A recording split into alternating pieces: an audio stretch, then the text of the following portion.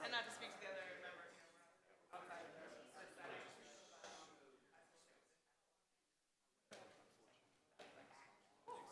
All right, I'm gonna get situated before this starts. Good to see you. Thank you. Oh boy, that's a lot of pressure.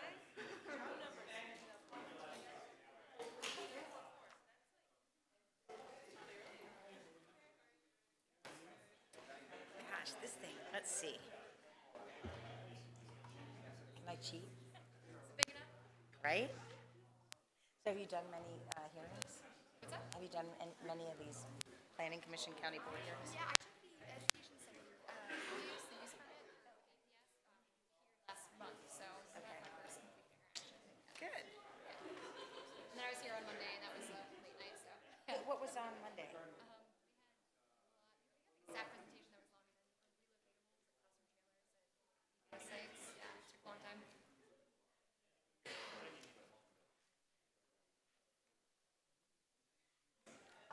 longer than relocatables, like custom trailers at sites.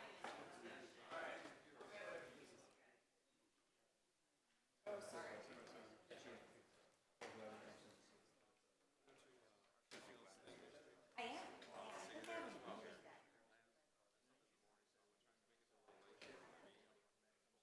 Well, my problem is I think I have a meeting that night.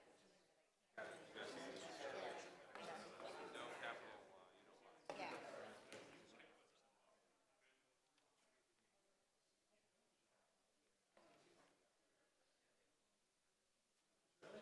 Your cheat sheets must be.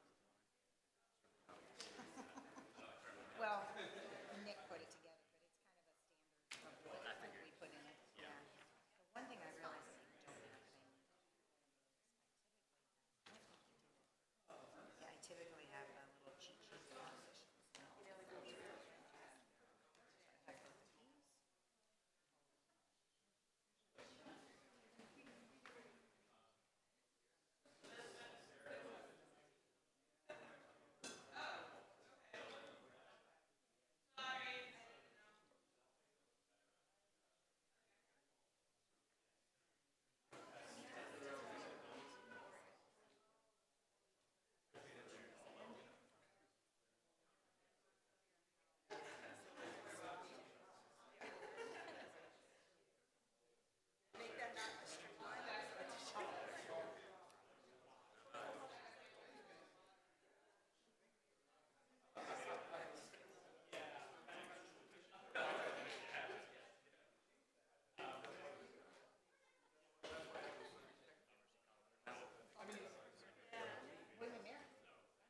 Nice way to go.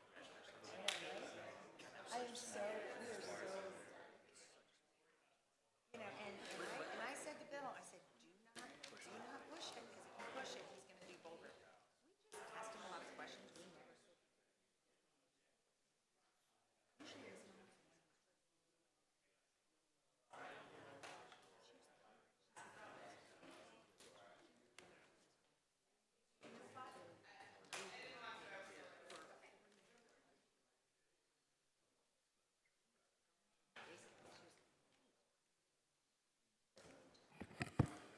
Okay.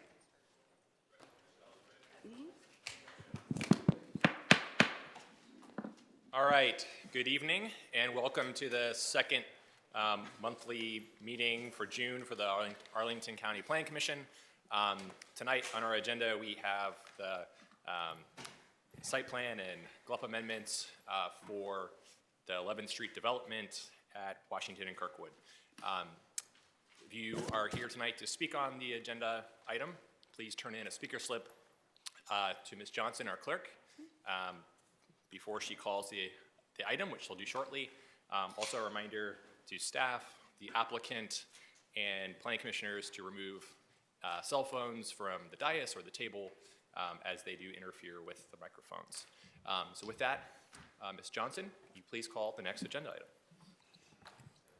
Our agenda item starting tonight is number 5, A, B, and C. A is GP-346-17-1, the general land use plan amendment for this project. 5B, Z-2609-19-1, which is the rezoning. and 5C, the site plan 450, all for the 11th Street Development Project. We have Michael Cullen, our planning staff, to present this item this evening. Welcome, Mr. Cullen.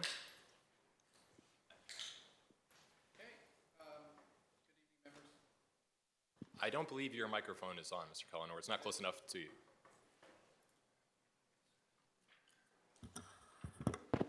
Much better. That's good?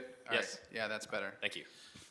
Apologies. Again, good evening. My name is Michael Cullen. I am with the CPHD Planning Division.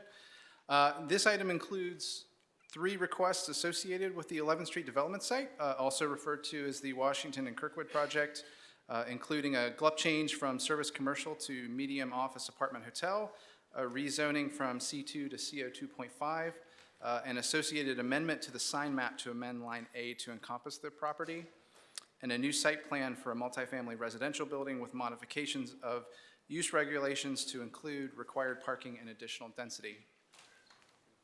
The site is located at the northwest corner of the intersection of Washington Boulevard and North Kirkwood Road, and is just over a quarter mile from both the Virginia Square and Clarendon Metro stations. The site contains the former Sport and Health Fitness Center, 2 one-story commercial office buildings, and the Specialty Services Auto Service Building, with surface parking lots for each building spread over the property. To the east across North Kirkwood Road is the Bromptons and Clarendon townhouses.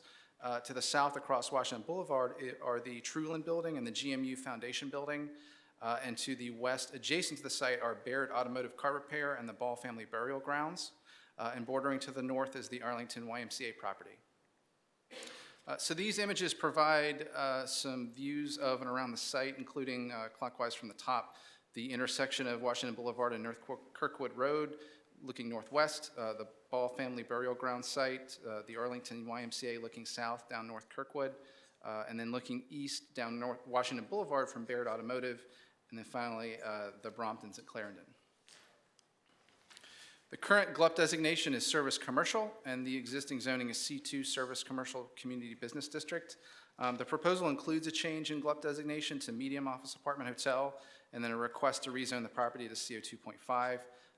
And then, as I mentioned, to extend the line A of the zoning map 13-1 to encompass the subject property, which would forbid signs above 40 feet above grade from facing residential areas. So in addition to the proposed GLUP change and rezoning, the project includes a new 7-story multifamily building with 255 proposed units and 195 garage parking spaces and below-grade parking garage, which includes 20 tandem parking spaces that are not counted in overall parking tabulations. In addition to standard site plan improvements and amenities, the proposal includes LEED Silver certification and committed affordable housing units on site. The applicant has also agreed to significant off-site utility improvements that allow full utility undergrounding at the site, as well as construction of a new traffic signal necessary due to removal of the span wire across Washington Boulevard. The combined parking ratio for the project would be 0.69 spaces per unit, which again does not include the proposed tandem spaces. The site is just outside the Roslyn-Ballston Transit Corridor, for which the residential parking guidelines would apply, and it's actually designated here on the map. And so the lowest parking ratio as outlined would not be appropriate for the subject site. However, staff considered the underlying analysis conducted with the parking guidelines relevant, and as such recommended that 10 dedicated visitor parking spaces be provided as recommended, resulting in a separate 0.65 spaces per unit parking ratio for the proposed parking garage. There are 3 components to the overall affordable housing commitment of the project, including a base contribution for site plan projects under section 1558 of the zoning ordinance, the provision of 6 on-site affordable units for densities greater than the maximum GLUP designation density under section 1559, and the provision of 10 committed units for the change in GLUP classification that grants higher densities under section 1558H. The total affordable unit commitment is for 60% AMI for 30 years and is divided between 1 and 2 bedroom units, with 1 2-bedroom unit fully type A accessible. I want to briefly turn the presentation over to my colleague, Rob Gibson with DES. Good evening. I get to speak today about my other role in DES, which is the infrastructure side of things as opposed to the transportation. One of the key issues associated with this project was the critical public infrastructure that runs right through the site, which is an 84-inch storm sewer pipe, which is part of our broader spout run watershed. It supports the drainage of nearly all of Virginia Square and a portion of Ballston. So this is a critical storm pipe that drains most of the area to the south of the site, as you see in this drainage map.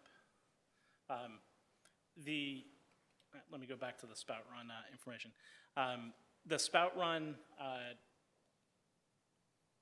storm sewer system was recently analyzed by the county to identify capacity needs as the county builds out as part of our storm sewer master plan.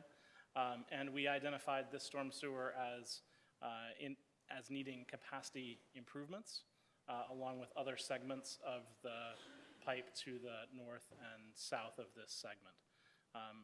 The applicant could not build their project over the project, and as a result is required to relocate the pipe if they want to vacate the existing easement.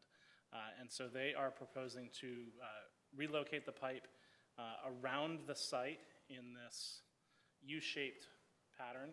Generally, the water comes into the pipe here on Washington Boulevard and then would wrap around and then connect back to a segment of pipe which goes underneath the YMCA.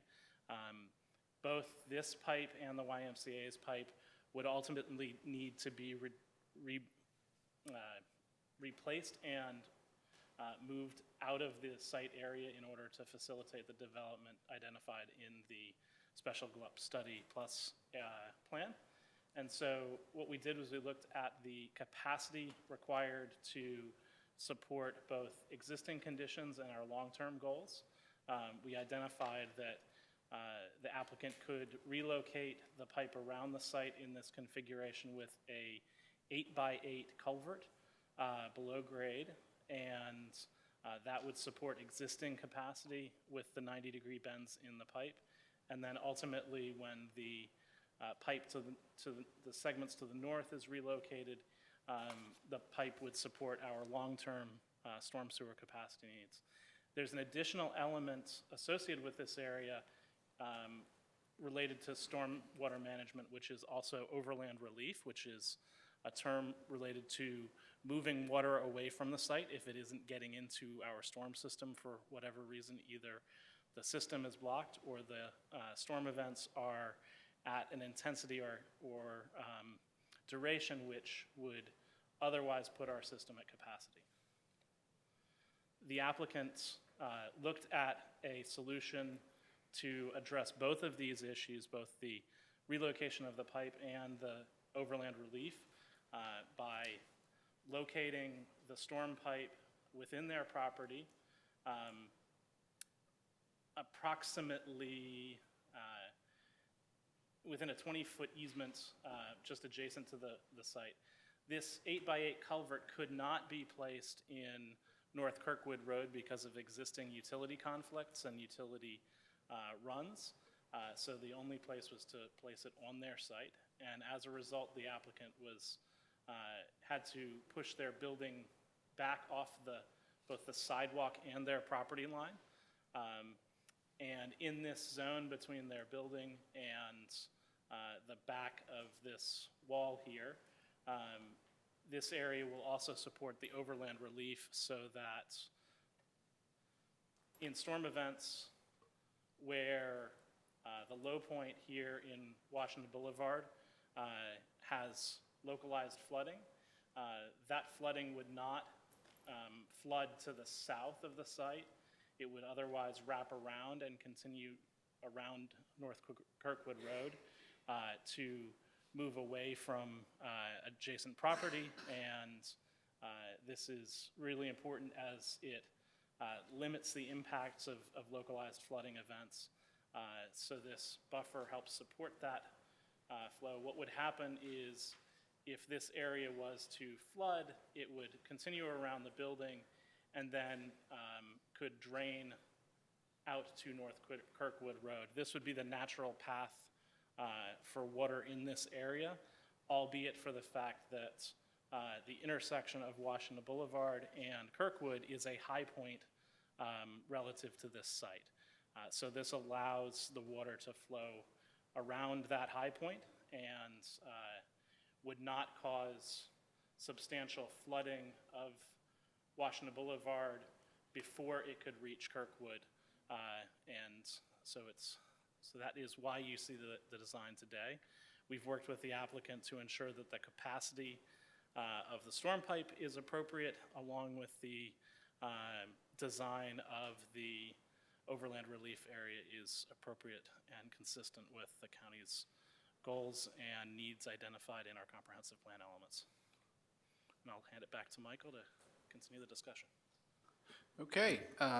In November 2017, the County Board adopted the Washington Boulevard and Kirkwood Road Special GLUP Study Plus and Concept Plan, which I'll refer to simply as the GLUP Study from now on, to provide guidance and outline goals for redevelopment of the block bordered by Washington Boulevard, North Kirkwood Road, North Lincoln Street, and 13th Road North.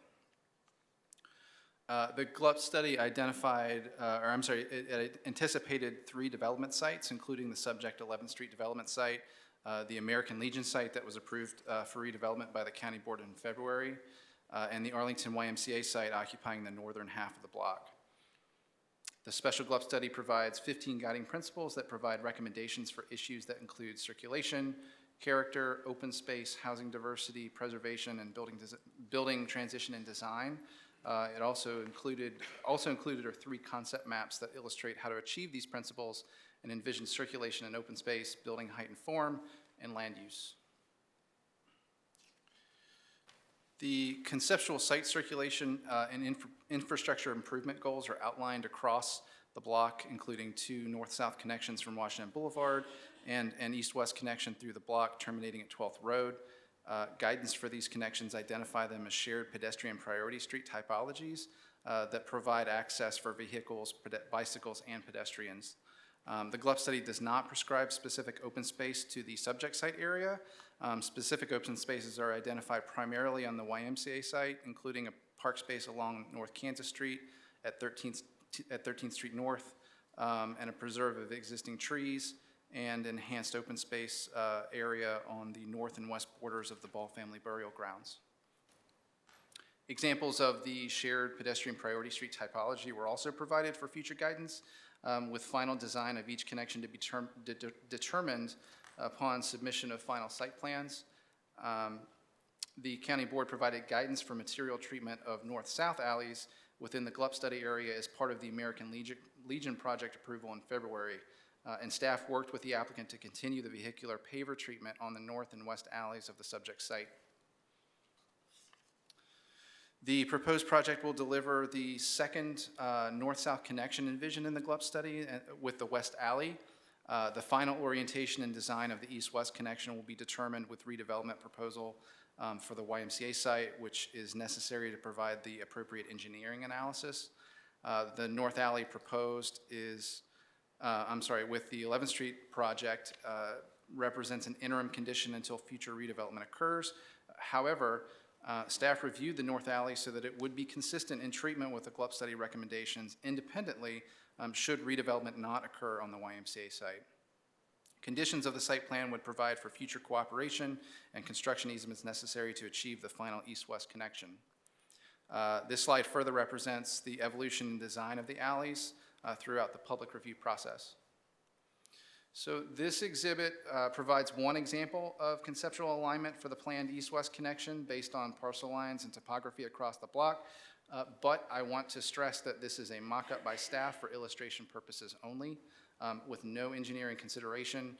This also illustrates how the circulation network envisioned in the GLUP study is taking shape with the American Legion and 11th Street development projects. The GLUP study provides guidance for appropriate land use, including residential, office, or hotel uses for this corner location with retail equivalent orientation of the ground floor. Principle 4 of the GLUP study recommends an enhanced pedestrian streetscape experience with activating uses, but specifically notes that this enhancement without it specifically notes this enhancement without, quote, exclusively requiring retail and development projects. The GLUP study and Arlington County Retail Plan outline appropriate retail equivalent uses along Washington Boulevard, which include residential lobbies and amenity spaces. The retail plan does not identify this block as a retail street, and so the exterior design guidelines are not directly applicable, but the closest street type is the blue street type 1 block east. However, the ground floor facade is consistent with the blue street typology, which calls for at least 50% window transparency and context-sensitive materials and facade orientation. This is captured in the site plan conditions, and staff finds that this project is consistent with the recommendations of the GLUP study. Appropriate building heights and taper were identified in the building height form and concept map, including up to 6 to 7 stories and a total building height of 80 feet for the subject site. The GLUP study contemplates building height transitions where building mass would taper down toward adjoining single-family residences north and west of the block. Building taper is specifically called for in the American Legion and YMCA sites along North Kansas and 13th Streets, whereas the GLUP study does not prescribe transitional tapering to the corner massing of the subject site. The proposed building is at the maximum height recommended at 80 feet and 7 stories, which represents a revision from an initial proposal that was 6 stories and 76 feet tall, but subsequently modified to facilitate relocation of the stormwater pipe that Mr. Gibson mentioned by setting the building back an additional 18 feet from North Kirkwood Road. The GLUP study recommends maintaining or increasing existing tree canopy coverage across the block at approximately 25% coverage, with the implication that individual sites meet or exceed their existing coverage. The proposed site achieves that goal with the proposed tree canopy coverage at 14%, an increase over the approximately 12.3% tree canopy coverage that exists on the site today. In addition, tree canopy will be provided along the streetscape rather than along the rear property lines.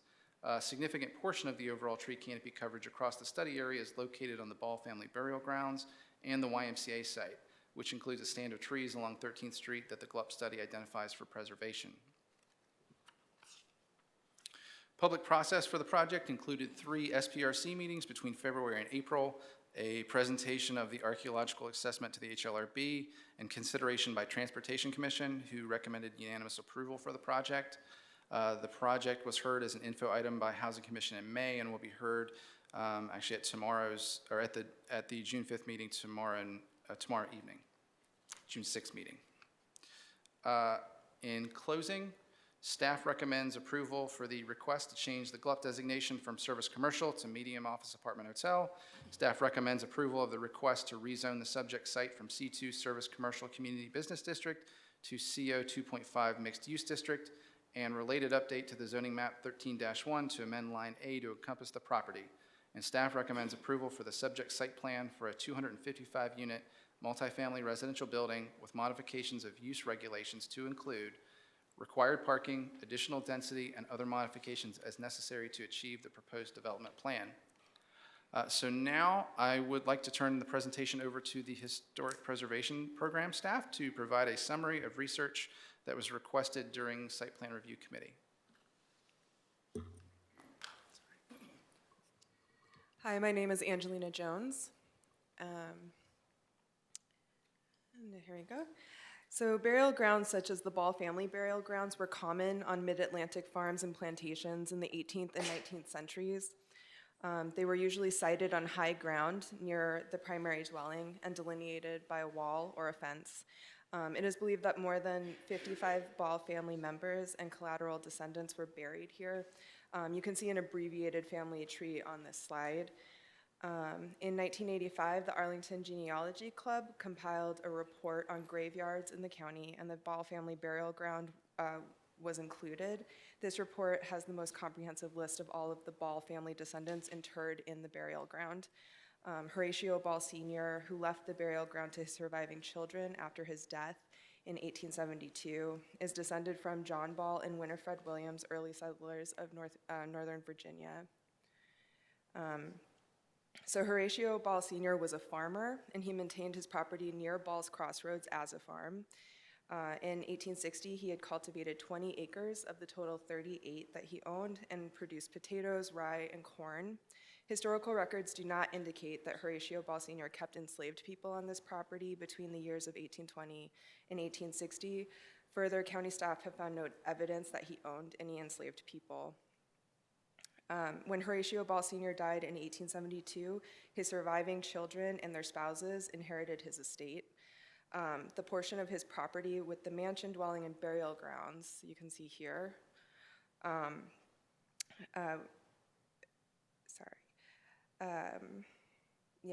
was divided into 9 parcels in 1875 among 9 of Horatio Ball Sr. children. His daughter, Matilda Marion Ball, who later married Edwin R. McGregor, inherited the dwelling on the property and the parcel labeled Lot 1, which you can see on the plat that was included with the deed. Although the burial grounds were included in Lot 1, the deed specified that all heirs to the estate of Horatio Ball Sr. would maintain equal ownership of the burial grounds, and that red arrow is pointing to where the burial grounds are. By 1900, the siting of the Ball family burial grounds was impacted by the development of the recently subdivided streets of Ballston and the adjacent Clarendon. The rapid development that came to Arlington during the 1920s and 1930s quickly replaced the farmland around the site with suburban residential and commercial building stock. And you see some indication of that in the Sanborn map. The red arrow is pointing towards where the burial ground is. So the Historic Landmark Review Board, which was the predecessor of the current Historical Affairs and Landmark Review Board, or HALRB, proposed that this property be designated as a local historic district in March of 1978. The county board approved the designation on October 3rd of 1978. The zoning overlay includes a 10-foot wide private access easement through the parcel at 3427 Washington Boulevard, or Baird Automotive. This easement was first established in 1875 upon the subdivision of Horatio Ball Sr.'s property into 9 parcels. The deed from 1875 that subdivided Horatio Ball Sr.'s land gave ownership of the burial ground to all heirs of the estate, as I mentioned, but deeded Lot 1 where the burial ground is located to his daughter, Matilda Marion Ball.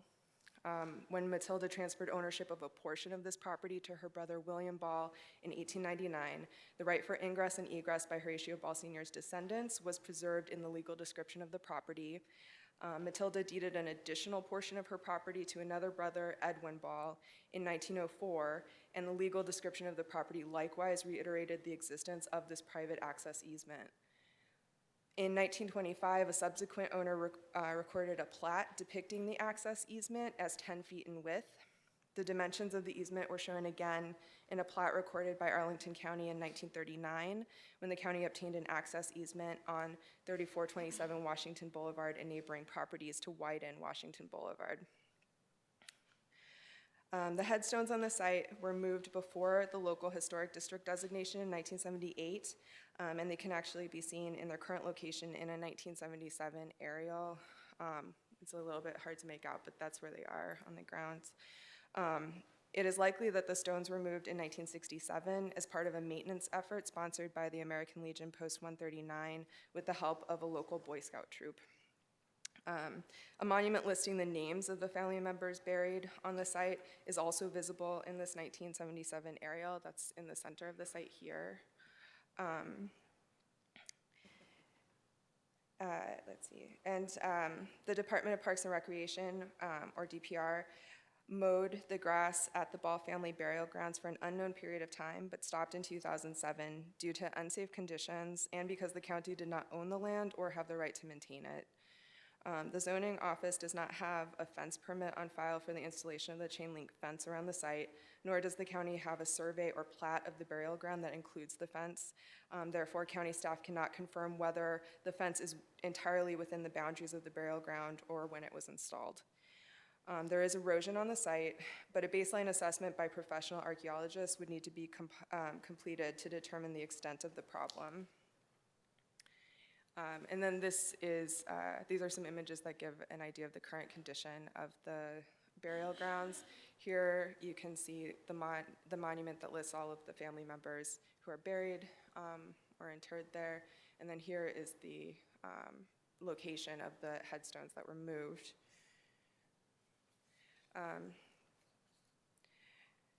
So title to the Ball family burial grounds has been vested in the estate of Horatio Ball Sr. since December 16, 1875, and the ownership status of the burial ground has not changed since that time. The burial grounds have been exempted from real property taxes since 1901 due to its designation as a family burial ground pursuant to state code. County staff were unable to locate any records that confirm that the county was previously given the opportunity to purchase this property. Most of the heirs of the estate of Horatio Ball Sr. are deceased and or unknown. To improve or maintain the burial ground, the county staff could file suit either against the heirs, or the county could file suit against the heirs compelling them to improve the burial ground, or could file suit for authorization from the court for the county to improve and maintain it. Also, the county could condemn the property, but a search for the heirs would still be required.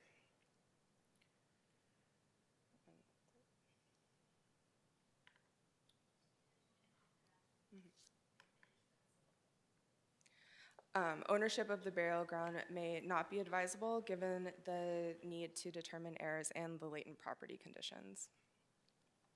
And with that, I think the county staff presentation is concluded. Thank you all. Now I'll turn to the applicant, Ms. Puskar. Thank you, Chairman Schroll and members of the commission. After 21 years of appearing before you, I think I've hit a milestone. I need my readers for the first time.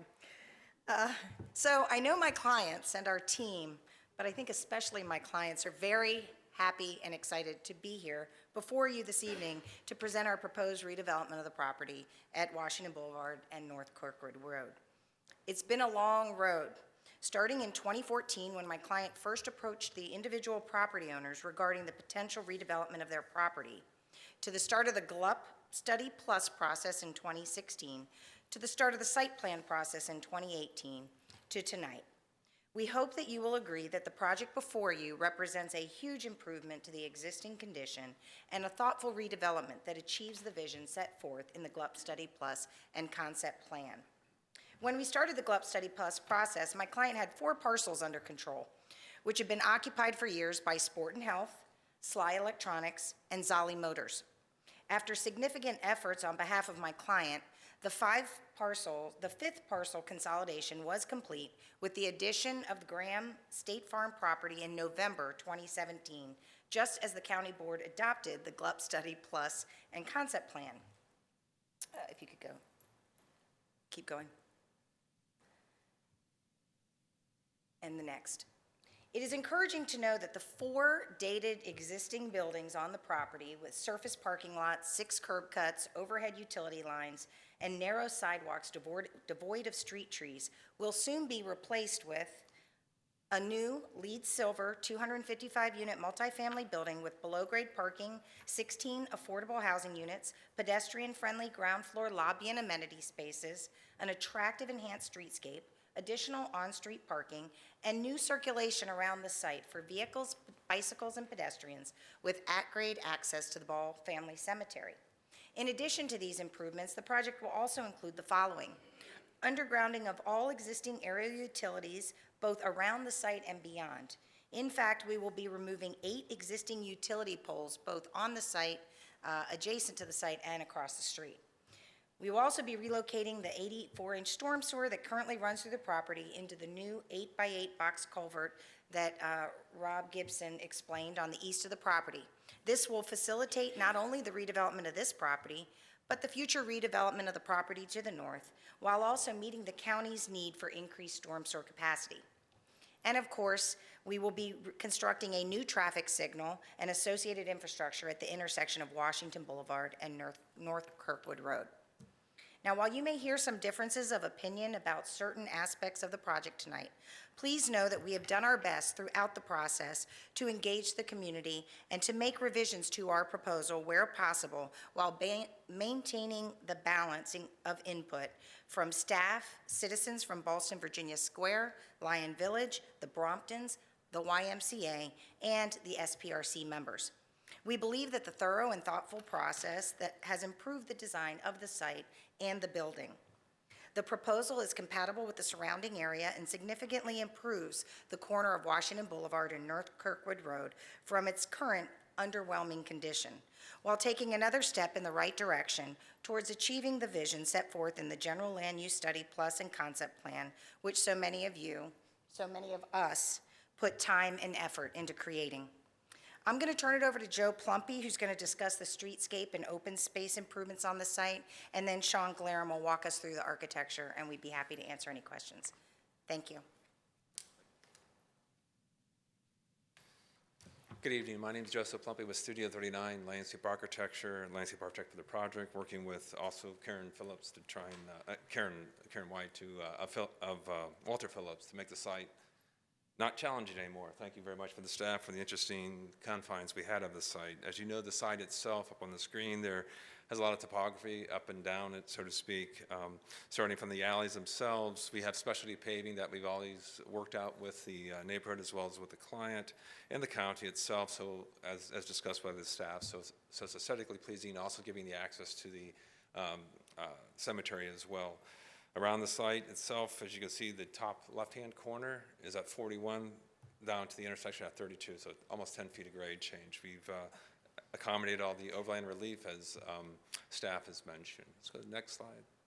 On this slide, really, it's the bottom level, which to start from the corner of Kirkwood and Washington Boulevard with the fitness, leasing, bike facility, as well as the dog spa from right to left. And it's an aesthetically pleasing site that has all kind of plantings and so forth around all the streetscapes. Streetscapes will also follow the standards of the county, worked out diligently by the team, as well as trying to make it a more pleasing environment for all to enjoy. Okay, next. This is all the floors, typical floor plans, 3 through 7, that the architect will go through. Then the courthouse itself, and the courtyard itself has amenities such as gaming, fire pits, places to sit, places to congregate in a pleasant manner. Next.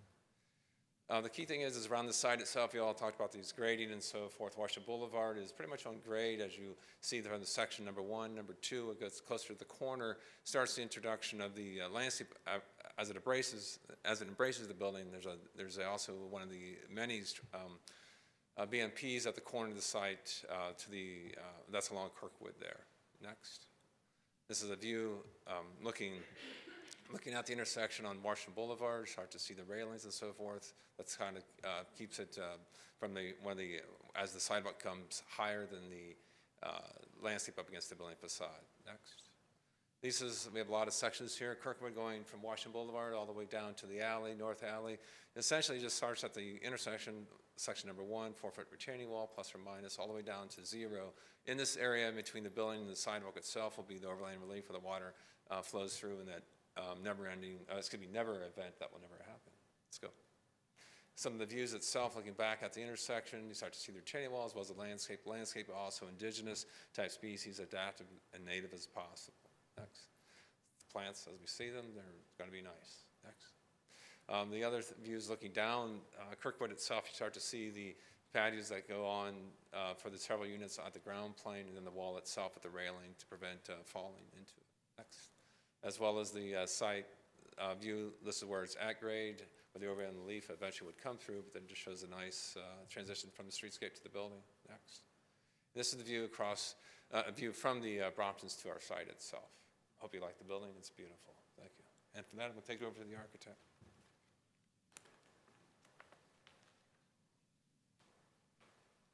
My name is Sean Glarum. I'm with Odell. I'm the architect for the project. Joe just walked you around the site at the ground level. We've taken a step back, and this is a massing, an axon of the site to show you how it fits into the property. To the right is Kirkwood Road. To the left is Washington Boulevard. Go ahead. And then we're down at street level, and we're showing here where the residential side and the commercial side come together. And we've enhanced this tower. We're demonstrating very traditional features here, base, middle, top. Through the process with the SPRC, we've increased the ground floor on this corner. We've increased the cornice to create a real gateway into the residential area. Go to the next slide. And as we walk up Washington Boulevard, we come to the entrance. More developments happened here during SPRC. the real focus of this was to create a very inviting entrance, activate the streetscape, combine the not only the sidewalk traffic, but also the activity from inside the building, and to allow you to see all the way through into the inner courtyard. So we've widened this. We have a lot of glass, almost 30 feet of glass there. And this is really our front porch, and this is very welcoming and open to everyone to activate that streetscape. Go ahead. And we walk further west. This is the intersection of the Western Alley on the left here and Washington Boulevard. Continuing the traditional details, again with masonry, headers, bands, and cornice. Go ahead. Now we're in the northwest corner. We're looking back towards Washington Boulevard. The Ball family burial ground is on the right. This is where we've raised the grade to provide access. We have the sidewalk, the enhanced streetscape, and paving. Go ahead. And now we're coming down the northern alley. We're on the YMCA site, looking back towards our building. Along this facade, we have our garage entrance, utility rooms, loading and trash, all which happen inside our building. And we continue the enhanced paving, and we're looking towards the Ball burial ground, where our alley provides access onto the Appa site in the distance.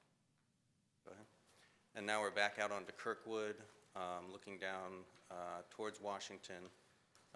North Alley is on the right, and the YMCA is on the right. This is showing that we have stoops, at-grade access along there, residential patios, really enhancing the streetscape, really enhancing the interaction between the residents and the sidewalk and the community. And this is showing the comparison to what's there now. So above on the top is the existing Washington Boulevard on the left, the proposed on the right. This is Kirkwood Road currently on the bottom left, and what we're proposing with the residential stoops and patios. And now we're back out to Washington Boulevard and Kirkwood with a photo montage showing how the building fits into the site, maintains the traditional character, and really creates not only a streetscape along Washington Boulevard that carries east to west, but also transitions back into the residential to the north. Thank you. Does that conclude your presentation? It does. Thank you. All right, thank you. Madam Clerk, do we have any public speakers? We do have three. That's not gonna work. We have three public speakers. Our first speaker is Paul Ashen. He is followed by Chris Spoth. Welcome, Mr. Ashen. Thank you, Commissioner. Chairman. I'm speaking tonight on behalf of the Ballston, Virginia Chair Civic Association that's been an active participant in the GLUP process, the SPRC process, and will be active going forward on all things that are coming out of this. Before I go into too much detail about our concerns, I do want to acknowledge that there has been a significant improvement in this project since we first saw it, and that I want to acknowledge the work of the applicant and the staff in improving it.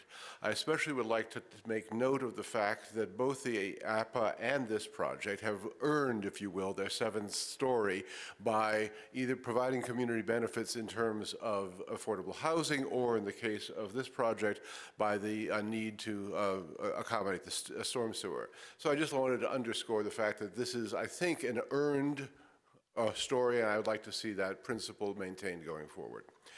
Generally speaking, what we'd like to speak about today has to do with partly this project, but also how this project fits in to other projects having to do with the GLUP. Our main concern with the projects that have been currently proposed or were the original projects for the GLUP has to do with the impact on GLUP Principle 3, which is maintaining the residential character of the neighborhood. And by residential, it says single-family home and duplexes. This is obviously a multifamily building, but more importantly, the three multifamily buildings that are currently either accepted, proposed, or in process will put more than 700 units and probably more than 1,200 people on this block. And maintaining the net residential character, the current character of the neighborhood under the kind of pressure that is going to come from this will be a challenge. And this challenge is exacerbated by things, of course, that are outside the scope of this commission, but they're not outside the scope of our lives, including the Buck property, the GMU expansion, the Red Top expansion, and the additional seats at the high school. So all of which are having impact on traffic, on congestion, or will have impact on traffic and congestion. Let me speak then to how we see the possibilities of this project mitigating that, or what we can do to make this project mitigate that. You will see, by the way, that we have a letter that we've sent to you. I will refer you to that. I'm speaking from it, but anything I don't get to in my 2 minutes and 30 seconds left, I would encourage you to please look at that. In particular, I will not have time to talk about LEED certification tonight, although I would encourage the applicant and others to look at those aspects of LEED certification that actively mitigate climate change as opposed to those that do not. But I think the thing we should spend our time on that relating to is the Buck family property. I appreciate staff's very eloquent description of the history of this. We think that this is the community benefit that could mitigate the impact of all of these projects on the community that is immediately adjacent, as opposed to the other community benefits that benefit many other people. In this regard, I would like to make 4 points that are in my note. One is we would like to make sure that the east and north alleys provide pedestrian-friendly access to the Ball family grounds. We think that this project has moved in that direction very effectively. We would like to see, however, a little enhancement on the project itself in the terms of something along the side of the Ball family cemetery, like a seating wall or some kind of a small brick seating wall that would demarcate this property from others and allow people to look at it. More importantly and more critically, we would think that this would be appropriate for, as the Historical Preservation Commission pointed out, any movement on the Ball family cemetery or open space generally will have to be financed. And we would think it would be appropriate for the developers who are surrounding this to contribute to that financing project along the lines of what was done in Site Plan 424 from 2013, when the 1720 Eads project was required to put a contribution to a county trust and agency account dedicated for use in the implementation and improvement of open space, in that case in Crystal City. I would propose a similar kind of approach here, of course, in the area of the GLUP study. Now, this is one option. Perhaps a special tax district is another option, but one way or another, as the Commission pointed out, whatever we do with GLUP will have to be financed. Finally, whatever we do with GLUP will have to be initiated by the county. Right now, it's a very complicated ownership situation. It's a very complicated kind of maintenance situation. And we think that the Commission should ask the county board and the county manager to address this in a comprehensive and direct manner. Thank you. Thank you, Mr. Ashen. Our next speaker is Chris Spauth, followed by Henry Staples. Welcome. Thank you. Mr. Chairman, members of the Commission, my name is Chris Spauth. The Bromptons at Clarendon Homeowners Association appreciates the work of the Commission and the staff and the opportunity to comment. The Bromptons faces the proposed development on Kirkwood Road, as you've seen in the PowerPoint presentation. We've accumulated 5 comments as follows. Number 1, the building height.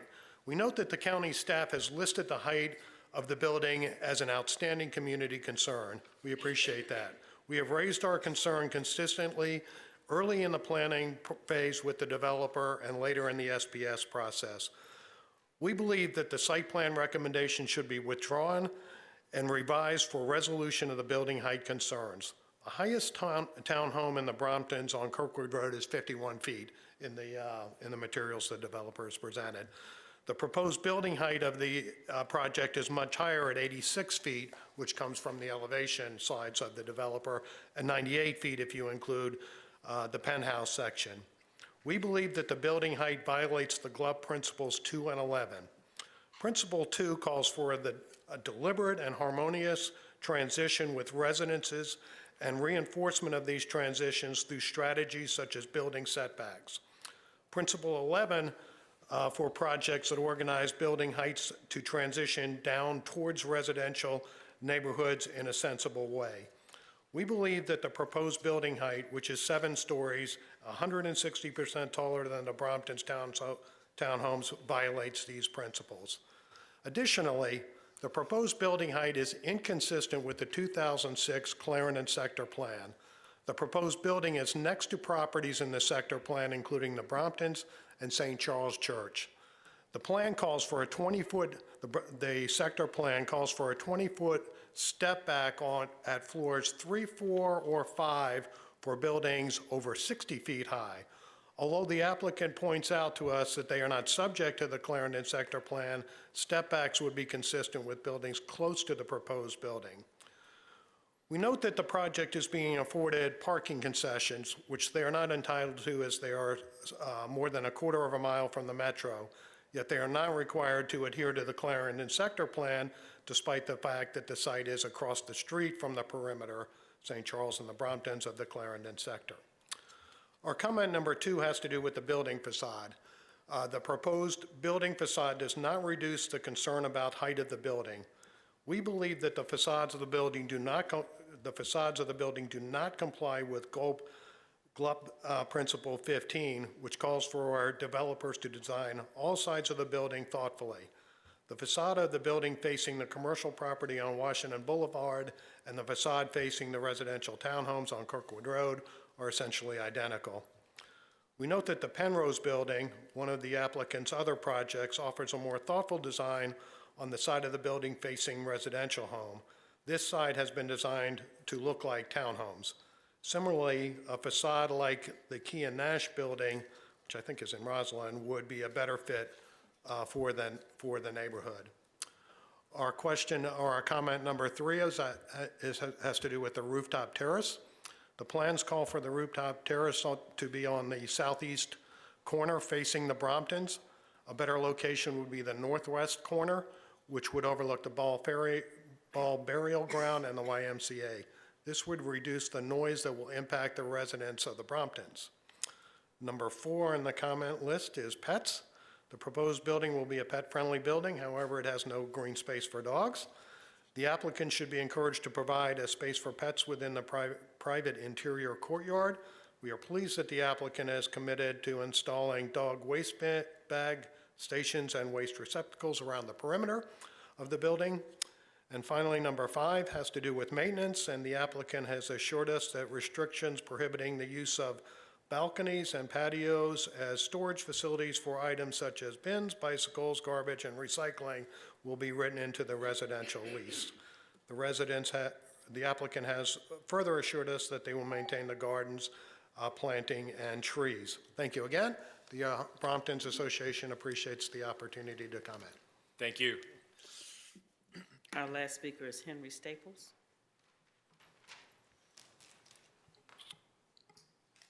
Welcome, Mr. Staples. Thank you, and good evening. 3 issues. I emailed you earlier about the tree canopy with some bullet points. For your folly and discussion tonight, you may choose any of those. In particular, I just asked you to question how they got to 14% when, think about the picture above you there shows trees along Washington Boulevard. As we know, there will be trucks driving down that street. So is there canopy, is there percentage calculated from the assumption that that tree will grow to full size? Or is it for when the tree is at 5 years or 10 years? For the trees that are along the property lines that were removed, did the calculation of the 14% include the reduction of the trees that were lost on the surrounding properties? And so I just want you to play with that number and try to understand what they're doing, because as we know, the tree canopy is part of our residential character on the block. We're already down from the APA project on the percentage, and we'd really like you to discuss and see, have they done enough to get the tree canopy where it should be? Briefly on the traffic analysis, I saw for the net PM hour, there were 7 additional cars. I wasn't able to participate in that discussion or know if anybody questioned it, but I find it hard to believe that the replacement of Zolly, Sly, and Graham with 255 units would not increase it further. And so I ask you to question that analysis. Did they base it on the sport and health there originally, or are they going in with a low number of the amount of traffic planned for the street? And finally, I read your 100-page report that was given to you, and I wrote Mike Cullen today and said I was really dismayed that community's participation was summarized with one line under issues, and all it was a comma-separated list of issues. There's no notes of how we participated, what were the big issues, what was resolved, what was unresolved, what was just ignored. And so I see it more, this happened back at APA again, I see it more of the process, no fault of the applicant, there's nowhere to describe and to flesh out how the community was. And so I ask for you for the long term to consider how that can be part of the template, but in the short term, if you would like something more fleshed out from it, I volunteer our help on it. Thank you. Thank you, Mr. Staples. And that concludes our public comment. Do we have any commissions here who wish to speak? Yes. Yes. My name is Dick Woodruff, and I'm the chairman of the Historical Affairs and Landmark Review Board. Thank you for letting me speak tonight. The HLRB reviewed the 11th Street project during our March 20th, 2019 meeting, and further discussed the Washington Kirkwood redevelopment in general during our May 15th meeting. And at that time, we adopted a motion to communicate in writing our concern about how these projects might or might not affect the future use and public access to the Ball family burial ground. And Mr. Chairman, you were sent a copy of that letter dated May 31st, and I'll address those concerns more specifically in a moment. In general, though, HLRB is supportive of the 11th Street proposal, and we commend the applicant for agreeing to raise the grade of the site on the west side to the level of the Ball site. That will certainly improve public access to the site, at least on their side of it. At the same time, HLRB members did express concern about the proposed new north and west alleys, which might wind up being used as a traffic cut-through between Washington and Kirkwood, and how that might negatively impact pedestrian access to the Ball site. Members of the board urged the applicant to address the cut-through issue with you and the board, et cetera. Now, regarding the Ball family burial ground specifically, HLRB's letter urged the county board, in the context of these several Washington and Kirkwood redevelopments, to resolve the Ball site's ownership question so that the site can be evaluated and stabilized and maintained in the future. And there have been some comments about that tonight, I understand, and we agree with those in full. It makes no sense at all to build all around the Ball site without doing what very obviously needs to be done to appropriately honor this historic site. You heard about it tonight. What was not mentioned was it does contain the bodies of soldiers who fought in both the Revolutionary War and the Civil War. Anyone who's visited the Ball site knows that it does not appropriately honor those people. It's sort of a mess. And the county doesn't really have the legal authority to control or maintain it at this time. And so what we did was the HLRB strongly urged the county to take whatever legal steps are necessary to either attain ownership or to acquire control of it, to acquire and dedicate funds necessary as well to evaluate, stabilize, and maintain the site in keeping with its historic significance as one of the oldest and most important burial sites in the county. We also urge the county to assure that all proposed roads the board of the Ball site favor pedestrians and to guarantee public access to the site. Accordingly, we ask for your help in that respect. We would appreciate your support in making that case to the county board. If we wait until all of these buildings are built, I think our options in determining the future of the Ball site will only be more constrained, and so the time to act really is now. So thank you very much. I appreciate your forbearance. Thank you, Mr. Woodruff. Appreciate you being here this evening. Any other commissions? Okay. Yeah, we will come to that in a moment. Before I do come to you for your report, I do want to have Commissioner Morton read a statement into the record, lest I forget. Okay. Commissioner Morton. Thank you, Chairman Schroll. I have a declaration of interest pursuant to Section 2.2-3115.f. So for the record, I want to state that with regard to item 1, this item, the proposed site plan project at 1122 Kirkwood, I own property on Kirkwood Road directly across the street from the project site.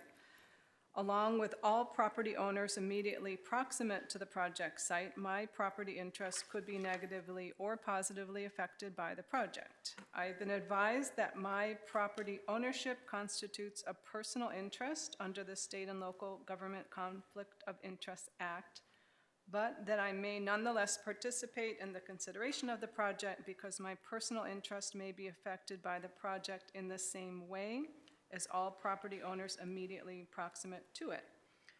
Because of this, I am permitted to participate in the consideration of the project and can do so fairly, objectively, and in the public interest. Thank you. Thank you, Commissioner Morton. And thanks to our county attorney who prepared those lovely remarks. All right. Transportation Commission report. Commissioner Yes, Altelmi. this was before the Transportation Commission on May 30th at that meeting. The discussion focused on the 2 alleys, their ownership, future maintenance, and their design. It was determined this will be a public access easement, that the maintenance will be on the property owner under the site plan conditions. Determined that the west alley will not be part of the MTP, but the north alley eventually will be, but that will all be determined once the YMCA site gets developed. So the whole north alley is considered an interim condition right now. Pretty much the Transportation Commission was content with this, and it was recommended by a vote of 8-0 to move ahead. Thank you, Commissioner Altelmi. I will recognize you again for your SPRC report. Okay. Yes. We had 3 SBRCs for this from February through April of this year. All these meetings were very well attended by not just the SBRC members, but also members of the surrounding communities, including the Ballston Virginia Square Civic Association, the Lion Village Citizens Association, the Bromptons at Clarendon, and the Lynbrook Townhomes. Throughout this, there was a very spirited and thoughtful and productive discussions. As has been recognized, there were a number of changes that were made in response to comments made by the community for this. We went through a number of things. Land use and zoning. The proposals within the C2 Service Commercial Community Business Zoning District. The GLUP designation is Service Commercial. The proposal requests that the GLUP be changed to Medium Office Apartment Hotel and the zoning be changed to CO 2.5 Mixed Use. These are consistent with the Special GLUP Study Plus. The architecture, there was clearly a lot of discussion on that. The neighbors and some commissioners raised concerns about architectural details and the overall massing of the buildings. They liked having the individual ground level units, entrances along Kirkwood, but had questions about how the patios would work given the stormwater overflow facility going through it.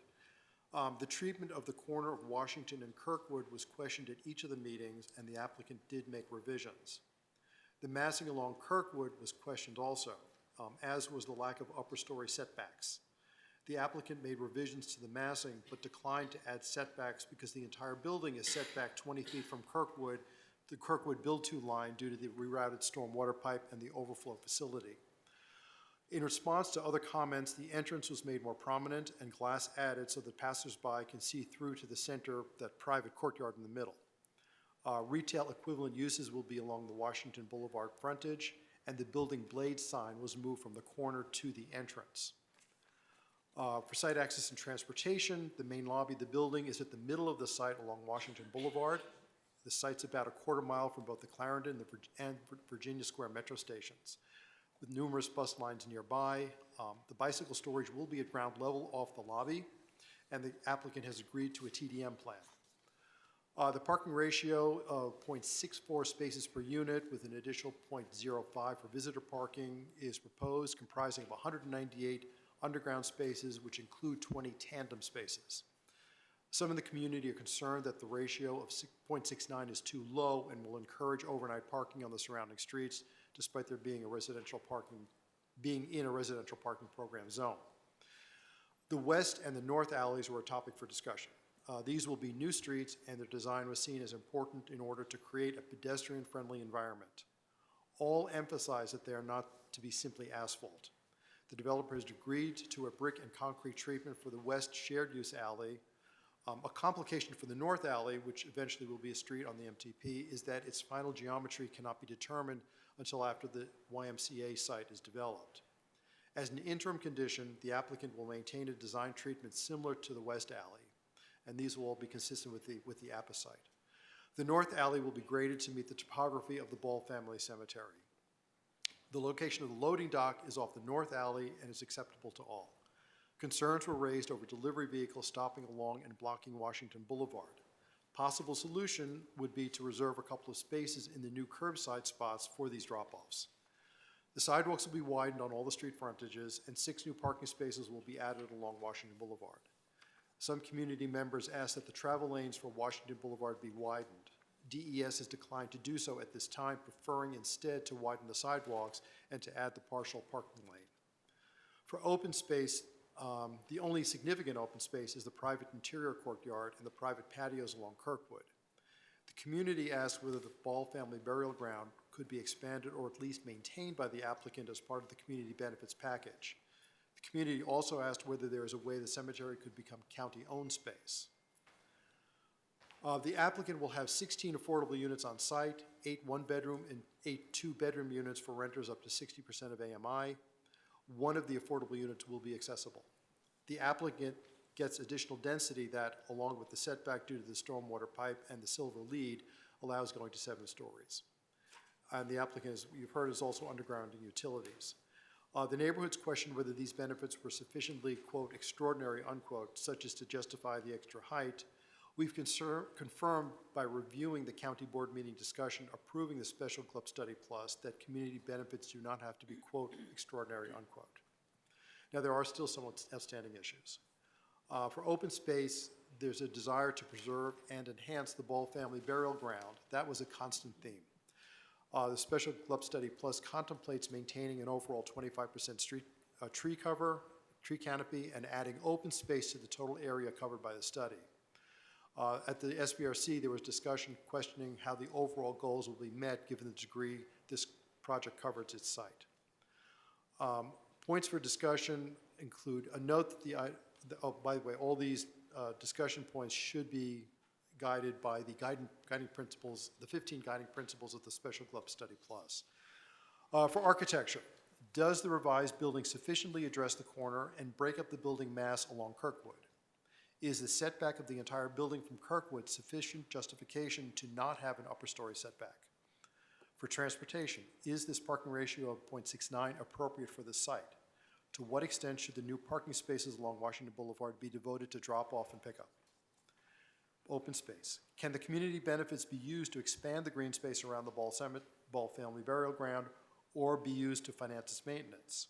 Can the county in some manner gain title or otherwise control to the cemetery? I'll be making some proposed motions, which will include the recommendations to move ahead with the GLUP change, the zoning change, and for the SB 450. I'll also be on my own adding an additional motion for adding open space regarding the Ball family burial ground. And that's the report for the SPRC. All right, thank you, Commissioner Lontelmi, for that very thorough report and outlining your intentions for motions later as well. Okay, so Commissioner Lontelmi has outlined a discussion agenda, which includes architecture, transportation, open space, to also include the Ball family burial grounds discussion. Trees, I think, is another topic, which we had in your overview, but also in testimony this evening. So those are the things I have. Yes, Commissioner Siegel, would you like to add something? Yeah, I'd like to discuss the concept of having a fund, creating a fund, see what the staff has to say about that. What are the constraints in doing so? I've noticed in Roslyn, there were some constraints when we proposed such a thing for open space. Maybe it would work here, maybe it wouldn't, but I'd like to discuss that. Okay. Yes, Commissioner Giacomini. Under architecture, I want to discuss the patios and the units along Kirkwood. Yes, along Kirkwood. It is Kirkwood, yep. Other topics? Commissioner McSween and then Commissioner Ricks. I wanted to ask a question about condition 42. Very specific, I like it. All right, Commissioner Ricks. What page? Related to the discussion about the yards on Kirkwood, if that could extend to the corner of the building and this whole overland drainage system, I'd like more clarity on that. Okay. Essential patios. Yes, Commissioner McSweeney. And I have a question on condition 17 as well. Public art. Public art, okay.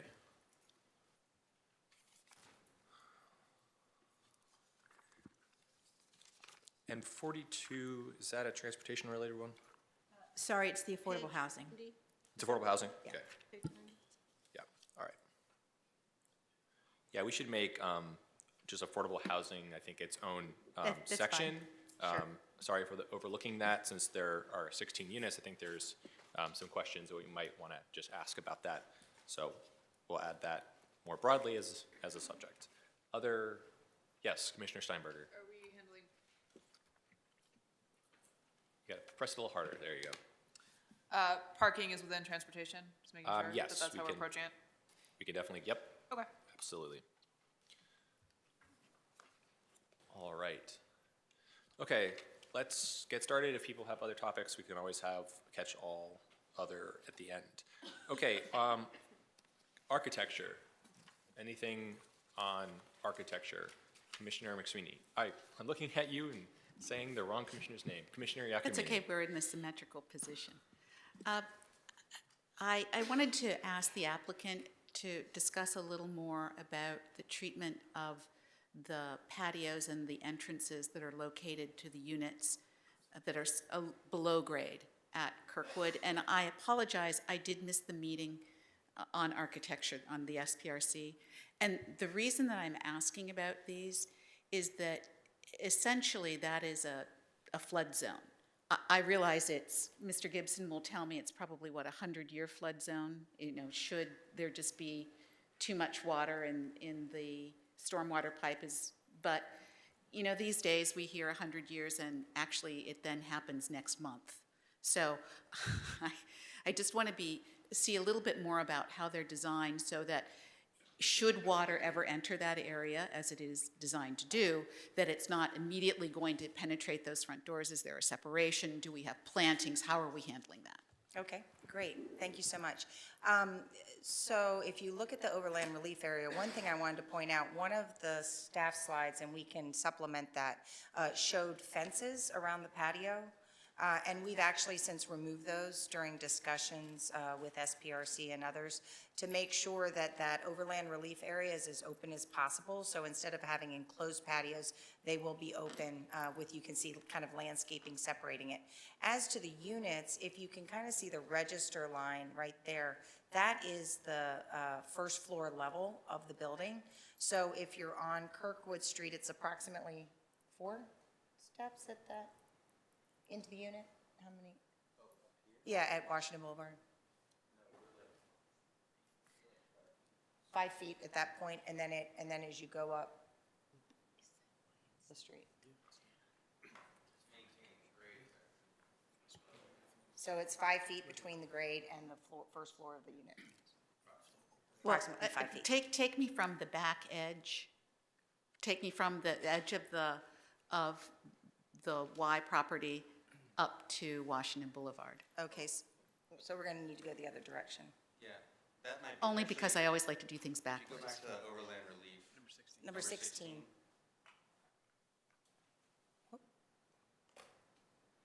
Well, okay, this right here. So we are at flush at grade inside the patios and at the north alley. It's flush. Kirkwood rises. Can you come up to the microphone, please? I'm sorry. Thank you. That's great. Kirkwood rises up to Washington Boulevard, and the grade inside the patios is maintained at enough of a slope to provide the overland relief, but it's set down lower. So it starts to move into that grade. So by the time you get to Washington Boulevard, the patios are 4 feet below the Washington Boulevard sidewalk. But the units themselves are maintained at approximately 5 feet above grade. And that happens from this corner, which is adjacent to the alley. Correct. All the way up, so that there is some separation should water be there. So that it's not, we hope it's not that high, but there's some hope that it won't go into those units. Correct. Oh, yes. Yeah. Thank you. To clarify, just to provide some numbers to the discussion that was had, the building's first floor elevation is at, and correct me if I'm wrong, 260 or 239. I'm sorry, 236.5, and the overland relief is designed to drain all water at elevation 234 and away from the site. So there is a 2.5 foot difference between the first floor elevation and where the water is designed to be flowing away from the site and to Kirkwood Road. Thank you, Mr. Gibson, for that too, and thank the architect. As I said, this makes me feel a little better, and I'm sorry I didn't get to ask the question at SPRC. Yes, other questions? Yes, Commissioner Siegel. Yes, thank you very much for that clarification. Further clarification, and I was at the meeting, but I don't think we got into the construction of the portion of the patio that is meant to direct the water away from the building. I had been assuming, and I don't know if the assumption is correct, and that's why I'm asking the question, that the planted area of the patio would act sort of as a bioswale, and that the water would drain down. But that is apparently not the design. There's no substrate of gravel or what you would find in a bioswale. No, sorry, Karen White with Walter Phillips. So no, I mean, the water, I mean, it is going to be landscaping, so it will, collect water, obviously, but it's not designed as bioretention. The whole area, the landscaping and the patio will also has a slight slope that flows down, parallel to the building down Kirkwood. So it will happen just naturally, but There will be some, but it's not been designed in that way. It's been Correct. designed to channel the water down. Yeah. Okay, thank you. Mm-hmm. Commissioner McSweeney. Thank you. So staying on this slide, I appreciate the explanation. When you said it channels water down Kirkwood, do you mean down toward Washington Boulevard or down the other way? Away from Washington Boulevard. Away, thank you. And then with the patios, I note, I apologize, I hadn't noticed this at the SPRCs. There are stairs, and since this is an outdoor amenity as well, what is the accessibility for this area? Because there are stairs coming out of the units, and then it seems that there are stairs coming out on the right-hand side as well to the street. Is there accessibility? Is this accessible? Yes, yeah, so there are 2 points of access for these units. You can go through the interior building lobby and access that way, or through the patio space. So there is a point at which it is level and you could be in a unit and in a wheelchair and actually access this space? Correct. Okay, thank you. Correction. The units are accessible. The patio area is accessible from the north alley. But it does not otherwise have a designed accessible egress from the building to this location. So if I were in a wheelchair, I would need to go outside of the building, down the north alley, and then access this space? That's correct. This outdoor amenity, okay. Yes, Commissioner Ricks, follow-up on So patios? staying on the same subject, I'm looking at page 18, your graphic with the blue designation of water, so the overland, when you speak of overland, you're really talking about surface water? Is that? That's correct. And to add on to Commissioner Giacomini's comment, our storm system is designed generally for a 10-year type storm. And above a 10-year type storm, our storm system is at capacity. And we would experience localized flooding, at least by design. There are different elements of our system may have more or less capacity. But we also are designing this in case something were to occur to block this flow. So there's multiple reasons that we designed for overland relief. But it is generally a 10-year storm event or greater, or if this system was to be blocked. So if you looked at, and it's designed to, when the rain stops, water will flow away from this, so it's not designed to hold water or keep water in this location for a period of time. So it's not pooling generally.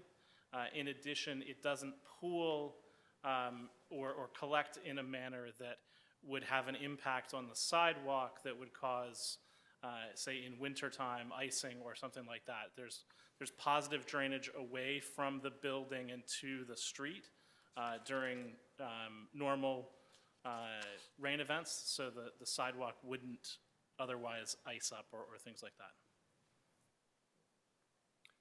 Yes, Commissioner McSweeney. Thank you. I just have to follow up on the accessibility issue because now that's bothering me a little bit. In terms of ADA, this is being, I completely understand that this was being built because of the water issues. But because this is an actual amenity of the building, what does ADA have to say about the fact that it isn't accessible from the inside? It's private to those units, correct? So that amenity is not the common space. The common space is in the inner courtyard. So only the people who live in that unit could access those spaces? Correct. So disabled people could not access those, not live in those units, and they would not? Not from the unit down to the patio. Okay.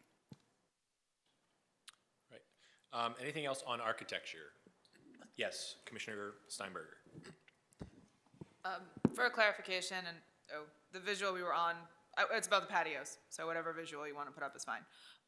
Just in terms of because you mentioned the fencing, I believe you're referring to an earlier version, there was fencing in between the individual patios? Yeah, that exhibit that Rob just showed has an old version of the patio. Okay, but now it's just, the separation is simply with the plantings, and so that is. Like open and there'll be planting area. Okay. And then I see the sets of, how many sets of steps down into that from the street are there? Is it just the one that I'm seeing here, or is there another?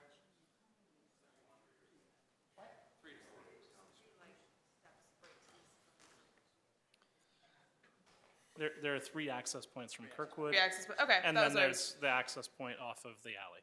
Okay. Thank you. Just seeking for clarification. Commissioner Morton, do you have a question? I think he has, do you have a direct? I was going to raise a few Yes. points about Commissioner Ricks. more points about architecture. I wanted to, understand the surface drainage issue further, but really the point of the question was to understand more about the corner sidewalk area, and if there was any conceivable way to push that fence that currently wraps the corner down to where the residential unit on Kirkwood begins.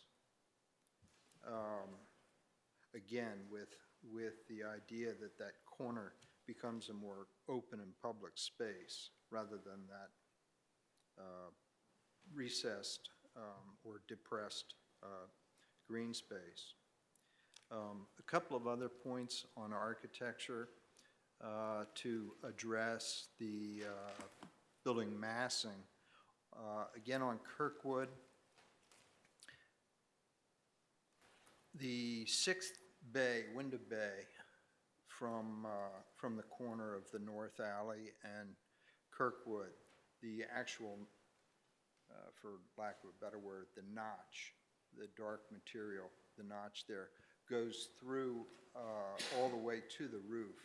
I was wondering if the similar condition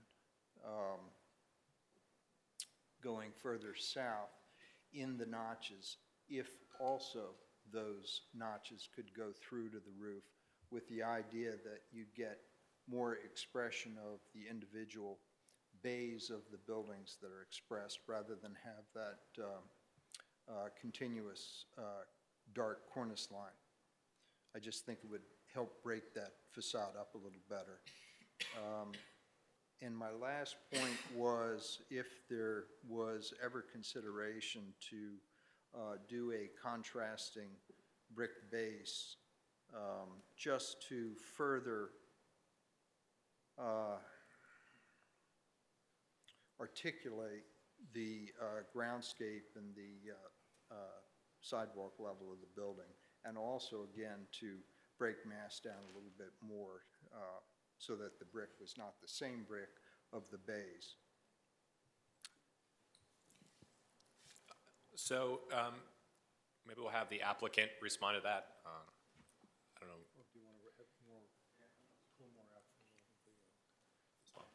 I'm not quite sure I understand the comment about the bay and the notch. You could, yeah. Because on the two bays, they come from the roof down, and then the notch to the right of that is the same material. Right. And so my point was the notch that to the right, that one, could that be repeated at the other two balcony notches? Oh. So that the cornice line gets broken up a little bit more. Interesting. We kind of had that originally, but with more brick.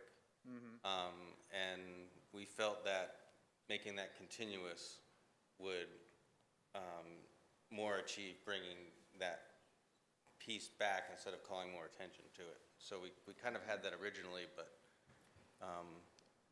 yeah, go ahead. Well, the purpose was really just to see more undulation of that upper cornice line and see the sky and light come down between those bays. So that was the point. And then we did look at doing a separate material at the base, but we felt that the horizontal band accomplished sort of the base, middle, top feel, and that it really didn't need that extra emphasis on the base. But we did look at a version of that. And can you address or maybe this is a better question for staff, but the pulling back the fence as it wraps the corner. I don't know if you want to address that or somebody from the landscape team.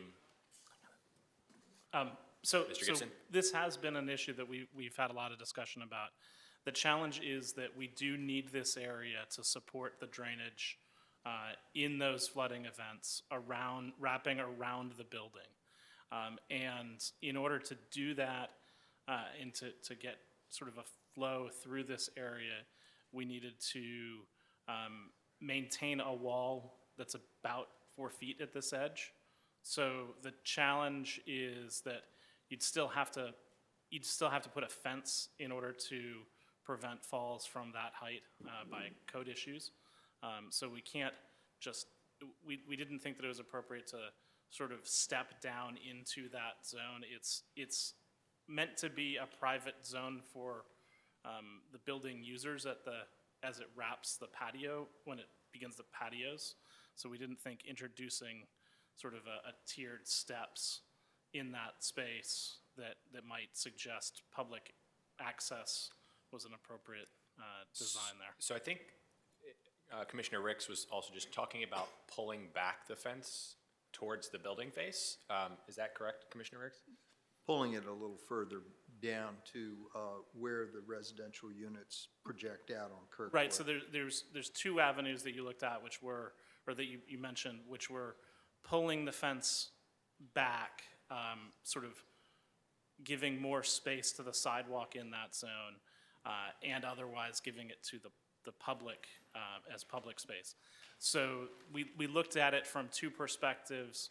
The first perspective was, does this wall need to be where it is to support the drainage of the site? And we found that it does need to be in this location to achieve the amount of volume of drainage away from the site. And then the next question is, with that case, could that space or should that space otherwise be made more public and the edge of this area be changed? And so we determined that because of the private nature of the patios, it didn't warrant stepping this down in a way that wouldn't introduce a fence. Okay. And Commissioner you can't- Siegel, is this, sorry, go ahead, Commissioner Riggs. The 4-foot wall that you were referring to, for this area that I'm suggesting, if it could be pushed back, there's no way to get underground drainage from the low point on Washington Boulevard and take it to this depressed area, but further back? It has to be all surface? It really has to be all surface because once you introduce a pipe or something like that to push it into, you then run into the capacity issues associated with that pipe. And that's inherently what we're trying to get away from with the nature of overland relief. Because the pipe eventually can reach capacity. And the overland relief would not reach a capacity, causing increased and prolonged flooding in this area. Commissioner Siegel and then Commissioner Morton. So I'd like to address two of the comments that we've been discussing. Could we go back to the facade, on the Kirkwood facade? I want to support the comments of Commissioner Ricks, who's an architect, and will describe this far better than I can. But what I can do is respond to the sort of aesthetics and a comment made by, I believe, the Boston, Virginia Square Civic Association, calling for a treatment that feels a little bit more like townhomes. And I do think that the suggestion of Commissioner Ricks to create a uniformity of those notches, plus, and I just want to clarify, had you also thought of having the brickwork go straight up to the end, to the top of the building? Or are you recommending keeping the darker treatment at the cornice part? So if you could just clarify that for me first. Yeah, I was not suggesting material change, just that the notch go, the two notches that currently stop at approximately 6 feet below the parapet, that they continue like the notch on the sixth Right. window bay here. Well, absolutely do support that, because I think that would create a better rhythm. When I look at this design, it kind of feels chopped up and not coherent, coordinated to me, and that I think would help. And I also wonder whether treating there are 3 notches like that would bring in more light and air, as you said, on the street, which would create a sort of a semi-setback in a way. I know there's questions been raised about whether setting back due to the storm drain 20 feet could substitute for a step back at the top of the building, and whether that argument does ring true to me. But here, I think if you did finish those notches the same way, you'd have more regularity. You might have more of a sense that this was not one big, massive apartment building, but sort of townhomes. And then you would have kind of gone some way to a step back. So those are my comments in support of Commissioner Rick's suggestion. The other comment I would have would be to, I don't think if the brickwork were changed at the base, I think that might also help. That could be a subtle change. It's a material change, right? It's just using different brick. I'm not suggesting different color, but maybe different texture. I have a question about the base itself. It's hard for me to see how tall is the base. First of all, from the absolute ground plane, which is depressed, and then from the first floor to that band.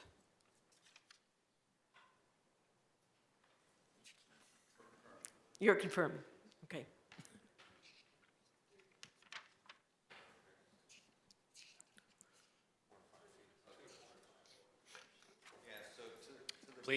Please do your answer at the podium, please. Thank you. So from the grade to the band, that first band is the floor line. Right. So that's about 4.5 feet. 4.5 feet from the From the ground dirt. plane to the first band. Yes. And then that's 10 feet? That's another 11 feet. 11 up feet, to which is the height of a floor. Of a floor. Correct. Yeah. Then could you just show that corner? Because it looks like at the corner, the ground plane is taller, right? Correct. And that was intentionally done? Yes, to accentuate the corner and to set it apart from the Kirkwood facade and make the transition over to the more commercial storefront. And so we have a higher base there. Right, Yeah. right. So I just want one more comment about that, because there has been a concern, I think, expressed throughout the SPRC, also stimulated, I think, by Commissioner Ricks, that this kind of is a gateway part of the building, gateway to Clarendon, and should feel a little more celebrated.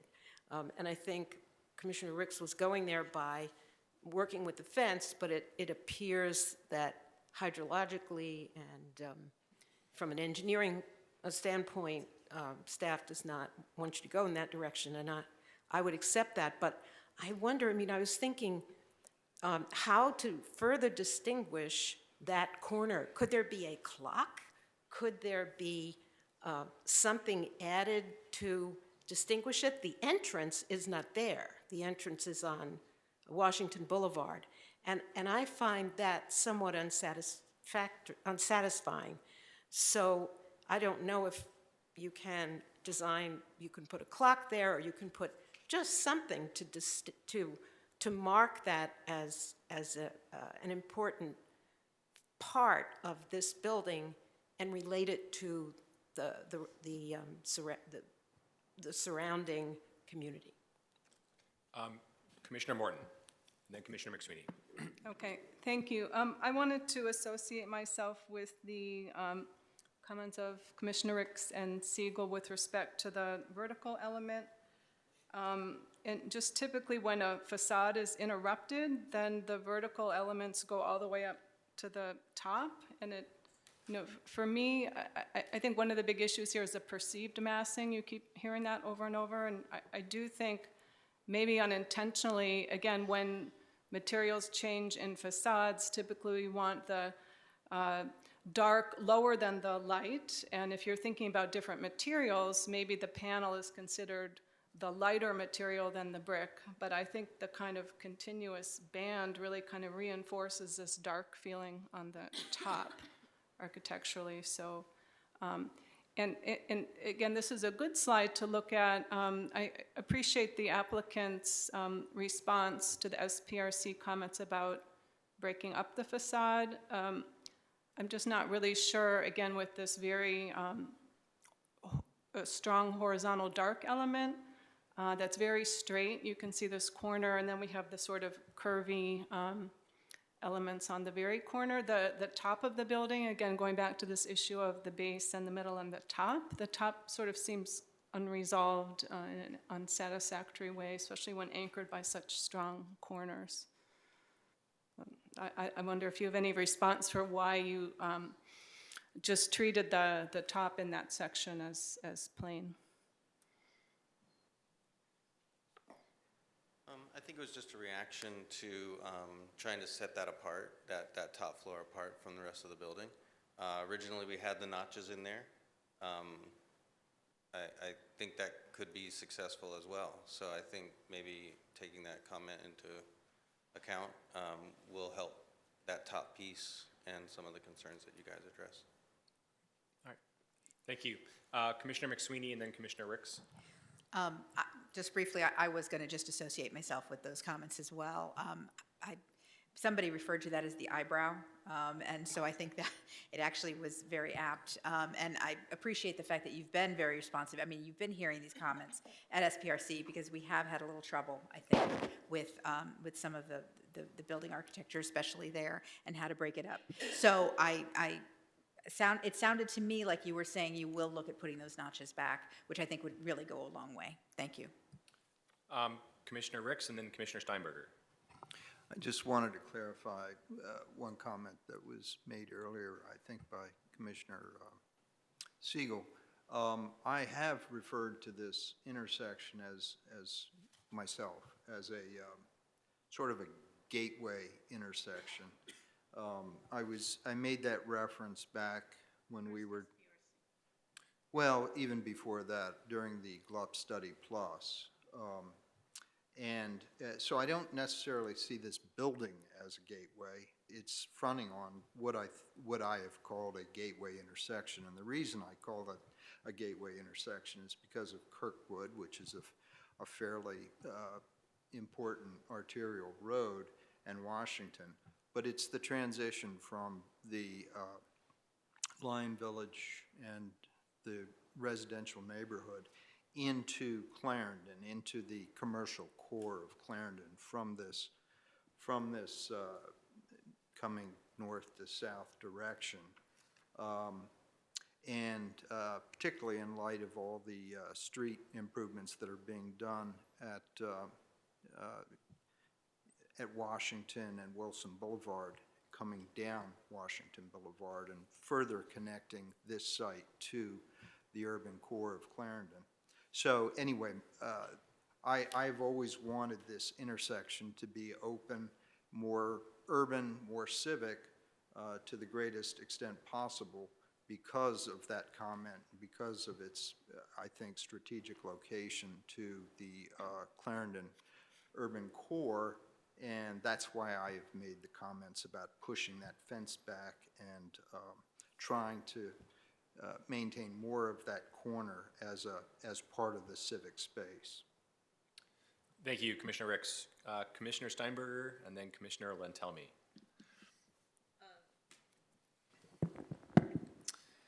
Thank you. So I wanted to also associate myself with the comments with regards to the notching. I think that would be, in my opinion, more successful than, I'm going to go with the eyebrow statement because I think that's very apt.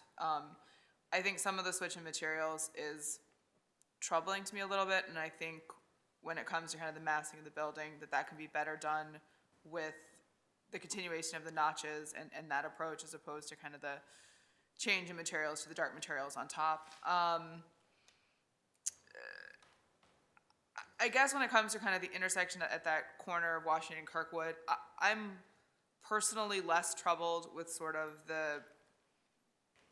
what I'm hearing from some of the other commissioners in terms of how that intersection and that building corner location interacts with the rest location. To me, I think I'm looking especially in this slide, I think this is, to me, a good visual representation that it does stand out and it does have a distinction from kind of what you're seeing on the two roads, and there is that kind of noticeability to me. Certainly, I think there's other ways to kind of, approach that corner, but I'm not personally concerned with what is being presented as an option here. All right, thank you, Commissioner Steinberger. I'm going to go to Commissioner Lentelmi, and then I want to move on to transportation. Yeah, I just wanted to add that I associate myself with Commissioner Ricks's comments on Kirkwood facade. Thank you. So it sounds like a lot of support around the dais for that. All right, transportation. Some questions around parking. I think Commissioner Steinberger had a question. Sorry, parking. We're on to transportation.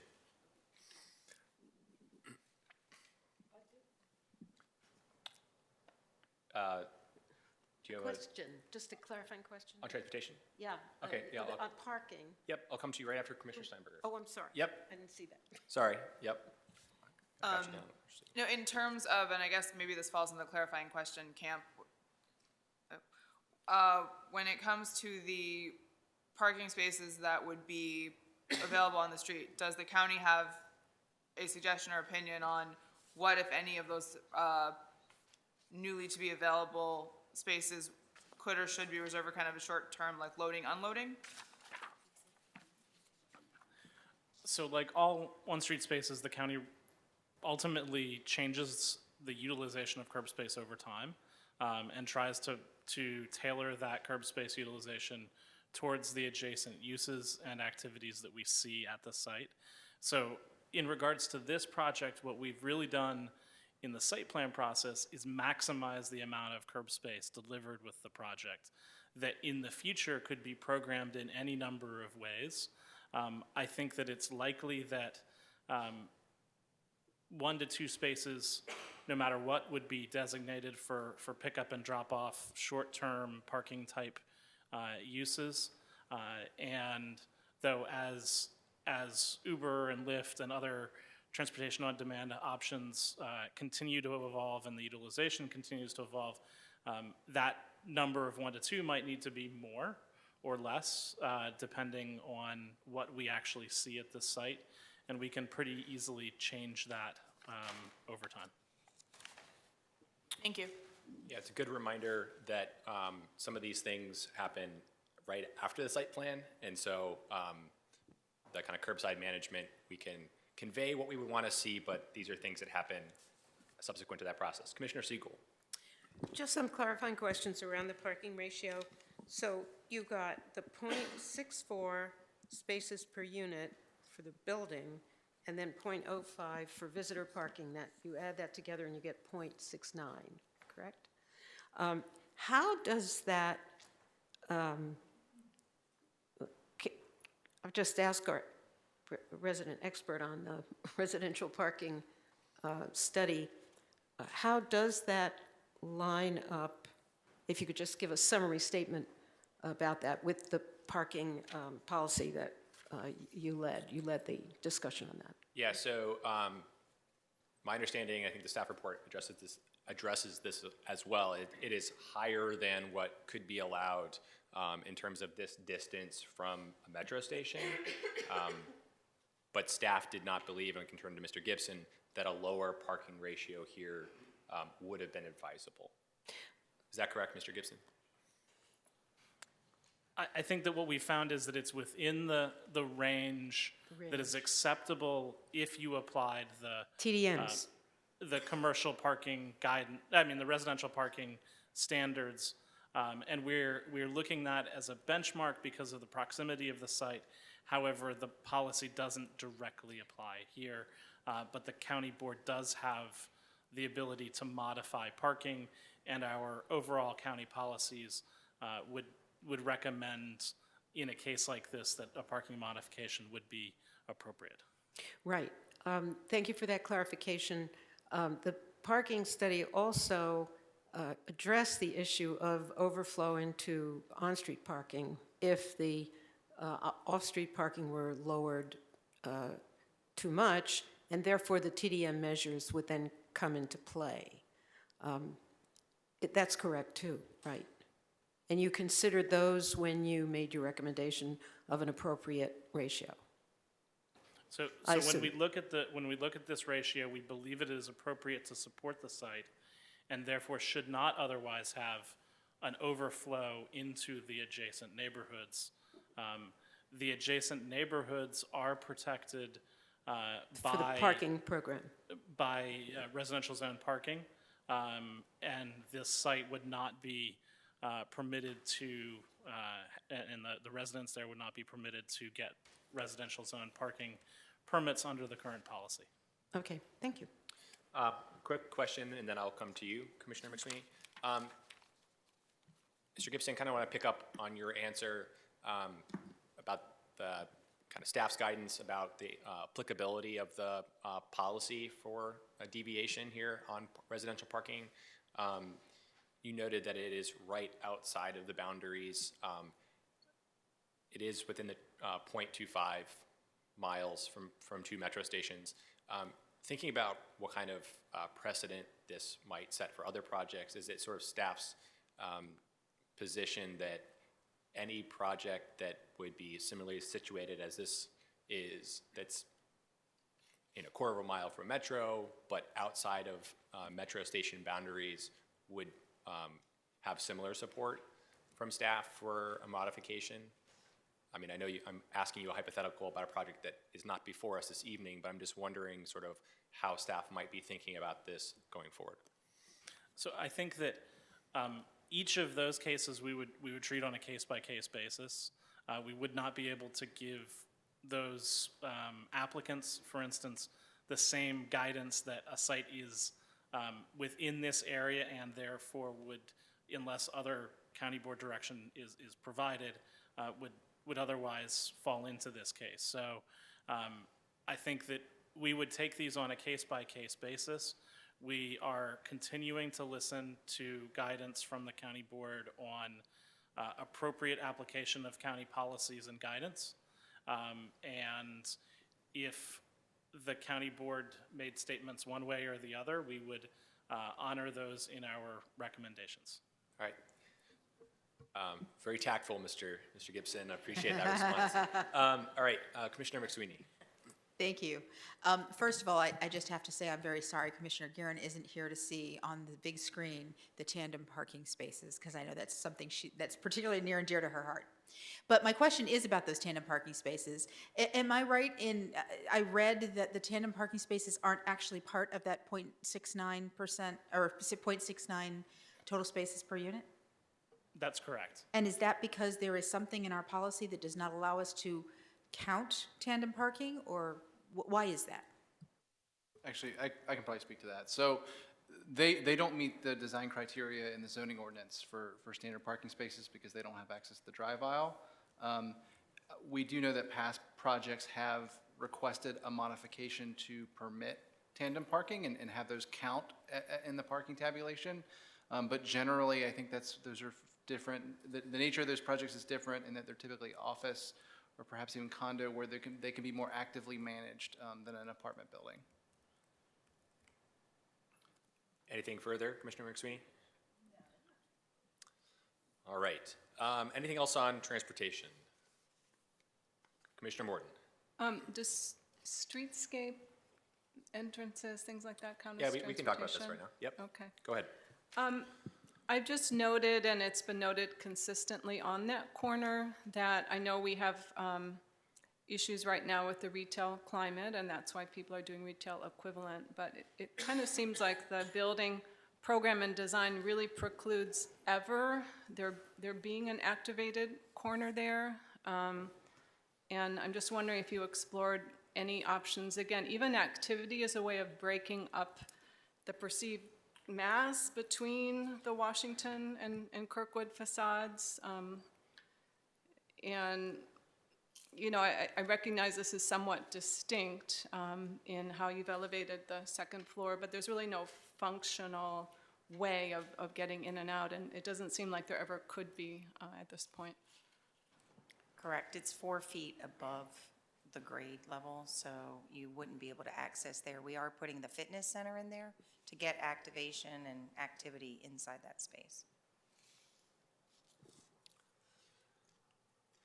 Okay. Anything else on transportation, street cross sections, anything on those? Okay. Let's move along to open space. So, yes, Commissioner McSweeney. Thank you. Ball Cemetery is under here as well, right? Correct. Okay. So it might be slide 23, and I apologize. I realized from the views we're seeing, I wasn't 100% sure if the approach to the ball burial ground is actually at grade, because slide 23 made it look like perhaps it's higher, or the grade is different. And so could you explain that? Is it at grade? Would we be able to have an approach that's at grade into the ball family burial ground? So the applicant might be able to provide some more detail, I think, to that. But the grade going towards Kirkwood, it's actually going down. So the right here, as the alley borders the cemetery, that's at a higher elevation than at Kirkwood. And that's actually one of the design changes that they implemented throughout staff's review, was to actually fill in this area so that the alley is at grade to the burial ground instead of having a retaining wall going down. I didn't know. I think that's correct. He covered it, and you can see here as a better representation, I think, than the other side. Sorry. So obviously, slide 23 is not the ball fit. That. Okay, 23, that's the that's YMCA looking- next to the north, and then the east-west alley goes up toward the Balls Family Cemetery. Thank you. I did not understand that. Thank you. Other comments, questions on the ball? Yes, Commissioner Giacomini. Thank you, Mr. Chairman. I'm very grateful for staff for working with the applicant to bring that particular portion of your site up to grade with the Ball family burial ground. You know, just to be clear, the Ball family burial ground is a local historic district. So that means that anything that happens on it is actually under the purview of the HALRB, right, who would have to give a certificate of appropriateness. So I think we need to think about the word access. By raising the grade, we really do give a much more visual access to the graveyard. It's, you know, clearly also just even spatially more access, right? Because it's now at grade with that, instead of, I think right now there's almost a 10 to 15 foot difference from the edge of Zolly down. I mean, it's a pretty good difference, right? So I don't want people to necessarily think that right here there should be a gate, right, or an opening in the fence, because that's something that really has to be determined by HALRB in a real study of the appropriateness. But what we get from this particular site plan at this particular time, at this moment in time, is the fact that the grade is raised. It's much more visually and just spatially there for people. And I think that's really important. And, you know, we may think about it in the future, depending on whether the county can get some permissions from the family in some way to do maintenance and to do some improvements that would go along well with other green space, open space that might be acquired to the west and to the north of the graveyard. But right now, when we think of access, we're thinking of just actually bringing it more into the realm where it can be seen. Thank you, Commissioner Giacomini. Commissioner Siegel. Just a clarifying question about the grave site. Is it clear what the boundaries are? What separates where the boundary is between the other parcels and the grave site itself? Is that clear or not clear? This particular site does not, the cemetery itself does not have a physical address. It only has an RPC number in the county's real estate tax assessment. We do also have a boundary map for the local historic district designation that when it was delineated back in 1978. So that is the best known source of information that we have on the physical boundary. Okay, I appreciate that.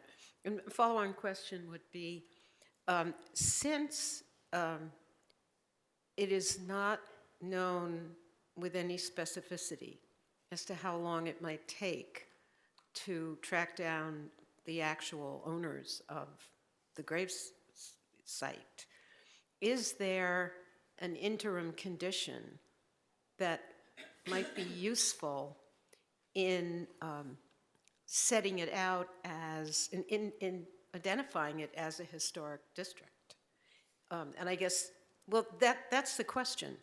Or is it just to be sort of left to be, to exist in its ancient natural state?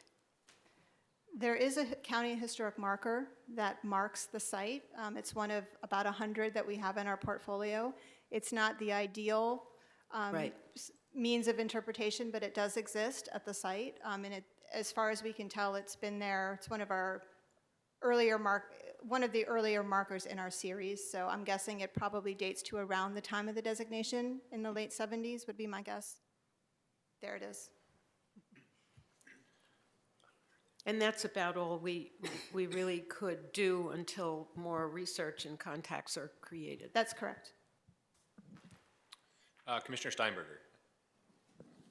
Thank you. I'd like to first go to I think the last slide in the historic preservation team's presentation, where you talked about sort of the options for what might be possible. And if it's not the last slide, I apologize. We'll get there. This is the slide, I think. So in terms of the second option for authorization from the court for the county to improve or maintain it, that would be an option to allow the county greater access and some degree of control over the site without taking ownership of it. Am I understanding that correctly? In theory, yes. Has there been any prior examples of the county successfully achieving that with any other locations within the county? To my knowledge, my tenure here, not that I know of. Okay. And if you know, and I am not trying to put it on the spot, has that been successful in other counties in Virginia? I do not know. Do you know? Okay.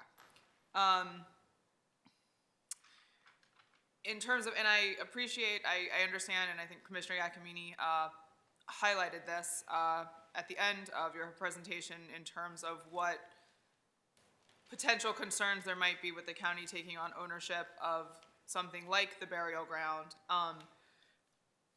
I understand that this is not going to be a quick fix, nor should we be intentionally ignorant to difficult circumstances of what the challenges that involve this property and what ownership or not would look like with this. I am not personally moved in the abstract by an argument that that county ownership of the Ball family burial plot at this location, would be a bad thing, or would be a negative, or would be a liability. I think that there's more information that needs to be determined and assessed from that. I would certainly want at this point, I am, however, moved by the argument or factual presentation that the current status of the Ball family burial grounds is unacceptable. And that we're in a situation where, as we're planning all this development around it, that the status quo, and I appreciate that greater visual accessibility to a site, to the burial grounds is a benefit. I do not think it is sufficient. I do not think that visual access is really what we mean. I don't think it's what we mean when we talk about the public spaces master plan and the idea of, and the emphasis on casual use space. I certainly think that if all we're going to end up with is greater visual access into the Ball family burial grounds, then it's a hugely wasted opportunity and certainly inconsistent with other county goals and a broader scheme of how we want to approach this sort of resource within the county. So I think that in any approach that I'm going to take in sort of this location and this site and how the Ball family burial grounds are approached here needs to have a real plan for not just today with the burial grounds, but understanding this is going to be a longer term process, that we are going to have county involvement, whether it's for ownership or for something less than ownership, but maintenance, but accessibility, whatever that is, and that all of the surrounding property owners, all of the surrounding projects are going to have to be invested and involved in what that means. And I think that, for me, that does need to look at incremental changes and long-term and the flexibility of those things and working with partners who know who are understanding and invested in that for the long haul. And I think that really benefits this Kirkwood property too, because if I'm looking at, you know, moving into the building that's planned at this location and how it interacts with that access around it, even at a minimum, may not love the fact that there's this property there with this chain link fence and kind of unclear access points to it. So I think that having better understanding and having a long-term plan for that too benefits this property specifically and benefits the neighborhood as a whole. So that's where my head's at. Thank you. All right, thank you. Commissioner Lentelmi. I also want us to keep in mind that the Special Club Study Plus, Condition 10, specifically refers to the Ball family burial ground as something to be preserved. It's the center of this enormous block. It was recognized very early on as part of the study as a key component of this block, that it's open space, and not only is it open space, but it is contemplated that that open space will be expanded, that there will be more around it that would make it even larger. This is, for want of a better word, an amenity. I hate to use that term for a cemetery, but it is going to be a key component of this block, that everything is really being organized around. Now that said, going forward, what's going to happen to this, given that nobody knows who owns this because it's such atomized property, right now what we see is it's being maintained in a guerrilla fashion. Someone occasionally goes in and mows it. It has a fence around it, but it doesn't go all the way around. I've been in there. It's easily accessible. Somebody goes in there occasionally and does mow it. Whether that'll continue, who knows, because we don't know who does it. And it's not being done legally, because it certainly isn't the Ball family that's doing this anymore. Right now, you know, this is what's happening. What's going to happen in the future as the Appa site gets built, as this site gets built, as the YMCA site is developed and people move in there, we will have quite a number of people that will be very close looking down on it. We'll see it there. We'll be able to walk right up to it and into it. Whether it still gets maintained by whoever's doing it now is a big question mark. I doubt it'll happen, but we're going to effectively have, this will be an overgrown dog run. That is what will happen here. The fence will deteriorate, the weeds will grow, trees will be growing, dogs will be running in there. Whether anybody cleans up, who knows? That is not acceptable. That is not what we're looking for. Our comprehensive plan in the POPs also says we're looking to create 30 new acres of open space or public space every 10 years. That's our aspirational goal. This is this is a prime spot here that could be included in that. So we have both the Special Club Study Guidelines, we also have the POPs plan, all of which would argue for this property being, if not owned by the county, certainly in some way or other, its title be settled, and somebody have absolute responsibility for maintaining it and for it being kept as what it should be, a true focal point for this space. It cannot continue as it is right now. And we can't just throw up our hands and say, it's too hard, we can't figure it out. We have to make a decision, and we have to move rapidly on this, because this is an opportunity that we are going to lose. We already have, this is the second of the 3 major sites on this site that are being developed. The third one is the Y. That will be coming soon. If we miss this, it won't happen. And this is going to end up being simply, rather than an amenity, it's going to be an eyesore and a nuisance beyond that. Commissioner Siegel.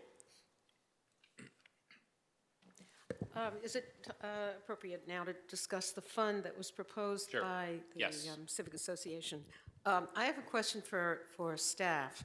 Are there, well, I'll back up a minute and just say that there is a fund that you pointed to in Crystal City, but I thought that fund was associated with the incremental tax system, and that without that in place, it might be difficult to simply propose a fund on its own. But I don't know. Mr. Schreiber, I think you have the answer. Sure. For the record, I'm Aaron Schreiber, and happy to answer that question. But funds generally of that nature that you're talking about, whether it be the Roslyn Renaissance funds or some of these older legacy funds, I do refer to them as legacy funds because we no longer establish those. There's complications from a management and finance perspective where we used to have these funds in some of the various sector plan areas where we had a thought where, you know, redevelopment projects could pay into those and then we could use contributions to make capital improvements. I think what we found over time is we had accounting issues with that, but we also never achieved the sufficient funds to actually complete those capital improvements. And so monies were being left in those areas, they weren't being used appropriately. So instead what we do on similar development projects is where developers make a cash contribution, that goes into the general fund. We track those so that when it comes time to do that capital improvement, we can go through the typical annual budget process and have those funds allocated for such projects. So that's the preferred route, so that the monies go into the general fund and we can track them that way rather than having a pot of money that sits there for some unknown purpose or some undefined amount of time. So that's our preferred route, and that would be for any type of project or any improvement. So in this case, you do understand the spirit of the recommendation, which is because this area consists of different sites developing at different times by different developers, different owners, would such a contribution into the excuse me, development fund be appropriate? Has staff thought about that? Well, I think that what you've heard from staff here tonight is that because it is an unknown amount of time and money that would go into it, we don't see this as something that would be the responsibility of this property owner. I think that as Mr. Lantelmi mentioned, it is one of the objectives of the Special GLUP study plan, but it is a very lengthy and laborious process for which we have no idea how much time or money it will take to achieve those goals of acquiring it, should the heirs ever be identified and we could actually acquire it. So I think that that's something that, you know, if anything, it's really more of a county responsibility at this time of looking at how we're going to go about doing that now. As has been mentioned earlier, providing those buffers around that space, not so much, you know, the space itself, but the buffering around that could come by way of the future redevelopment of the Y property, but those are things I think we can continue to look at as we move into the future. But in terms of actually starting that process, and it's not just for this site, there's many of those throughout the county, which is something that would be just something that we could consider in future work efforts. And there's also CIP, the DPR has a CIP budget for just that sort of thing, acquisition, maintenance, things like that, and that could conceivably come into play. Is that correct?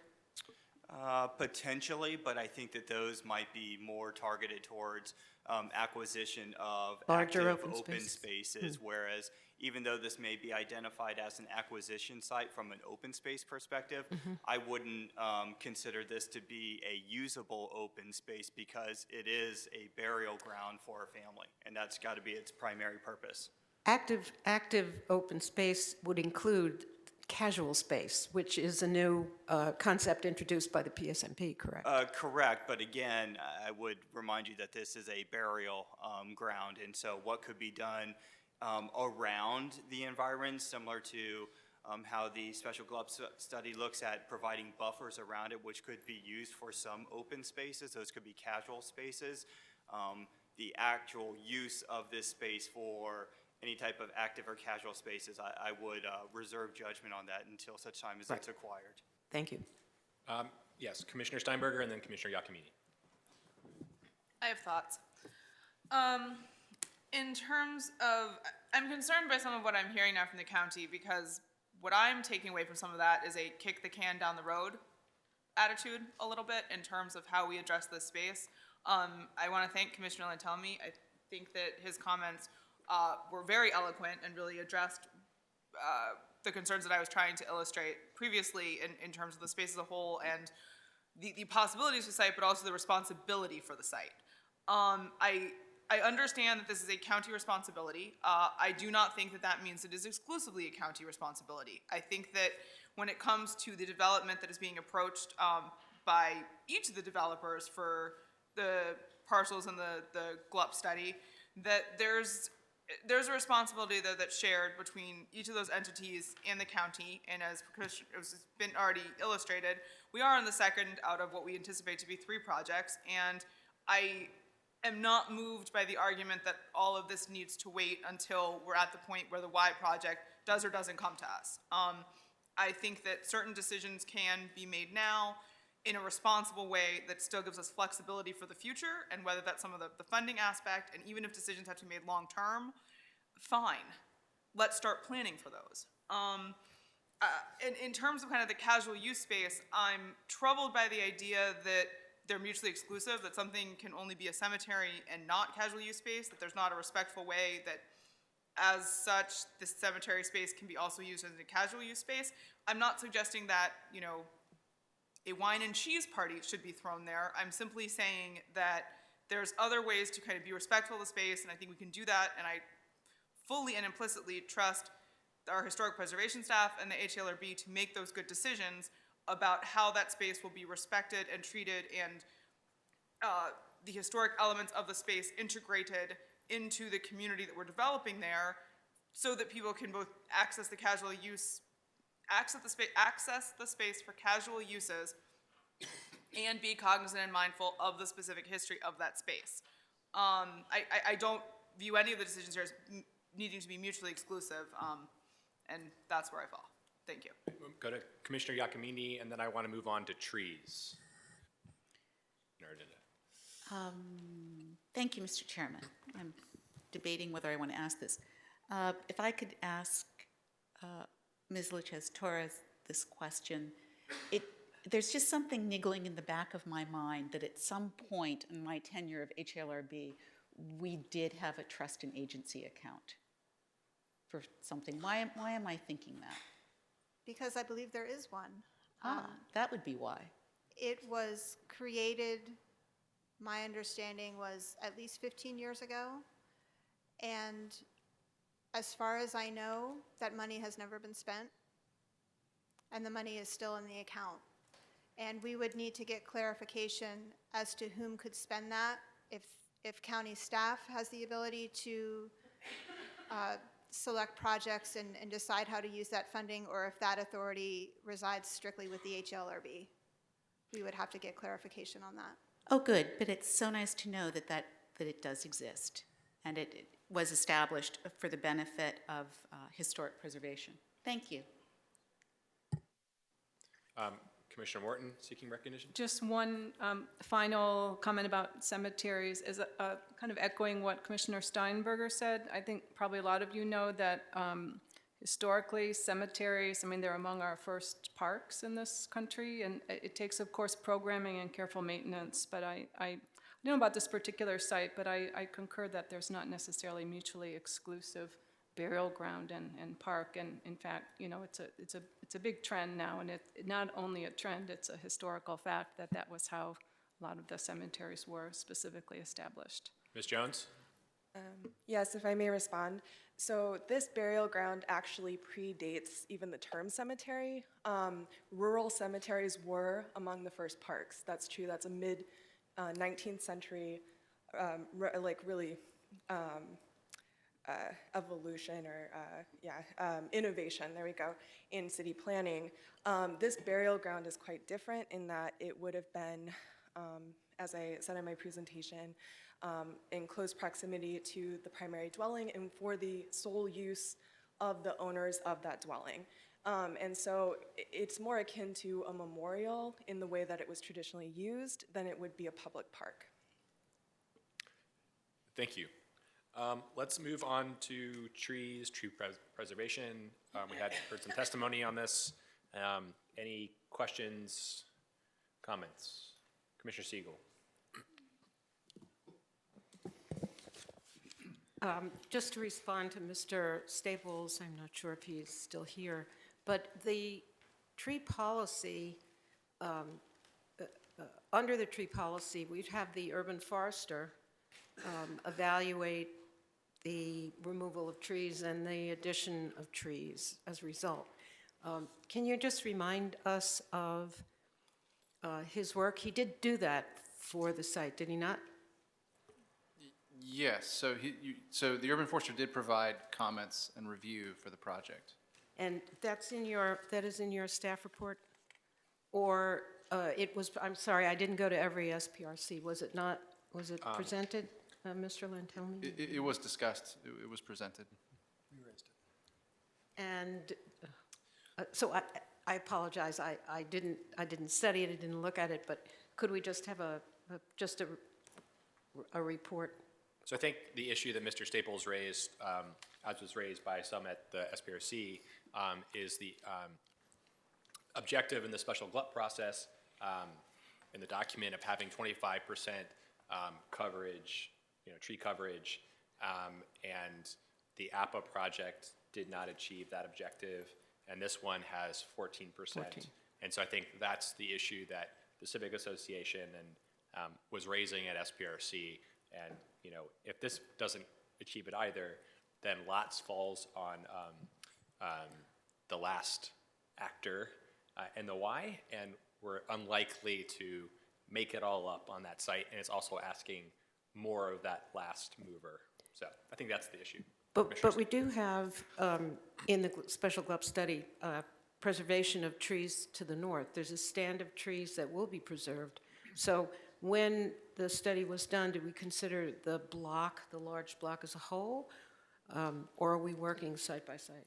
We did. It considered the block as a whole. So it did consider the block as a whole. So does that mean that each applicant will be making that up by, I don't know if it's paying into a fund or providing trees in other parts of the county? I think that's, if you take trees down, you have to replace them. If you can't do it on site, you do it nearby or in another part of the county. Is that not correct? So that's According true. to the And policy. I think there are two questions. It's one, how do we calculate tree replacement? And the answer to that question is it depends on the trees that you're replacing. And Right. those values are provided in the Arlington County landscape standards. So depending on the size and species of the Size, tree, caliper. they give different values.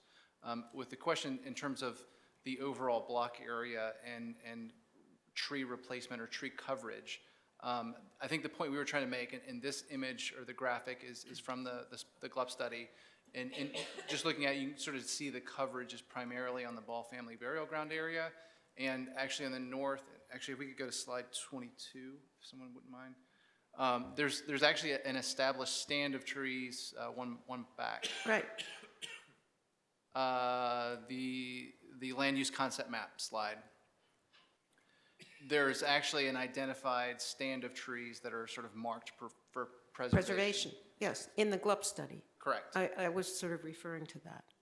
So, but still, the coverages won't be equal to what's being removed. Right. The guidance in the GLUP study is that coverage should be replaced at or greater than what's there now, but it just gives the 25% across the whole block. But there's not equal coverage for each site.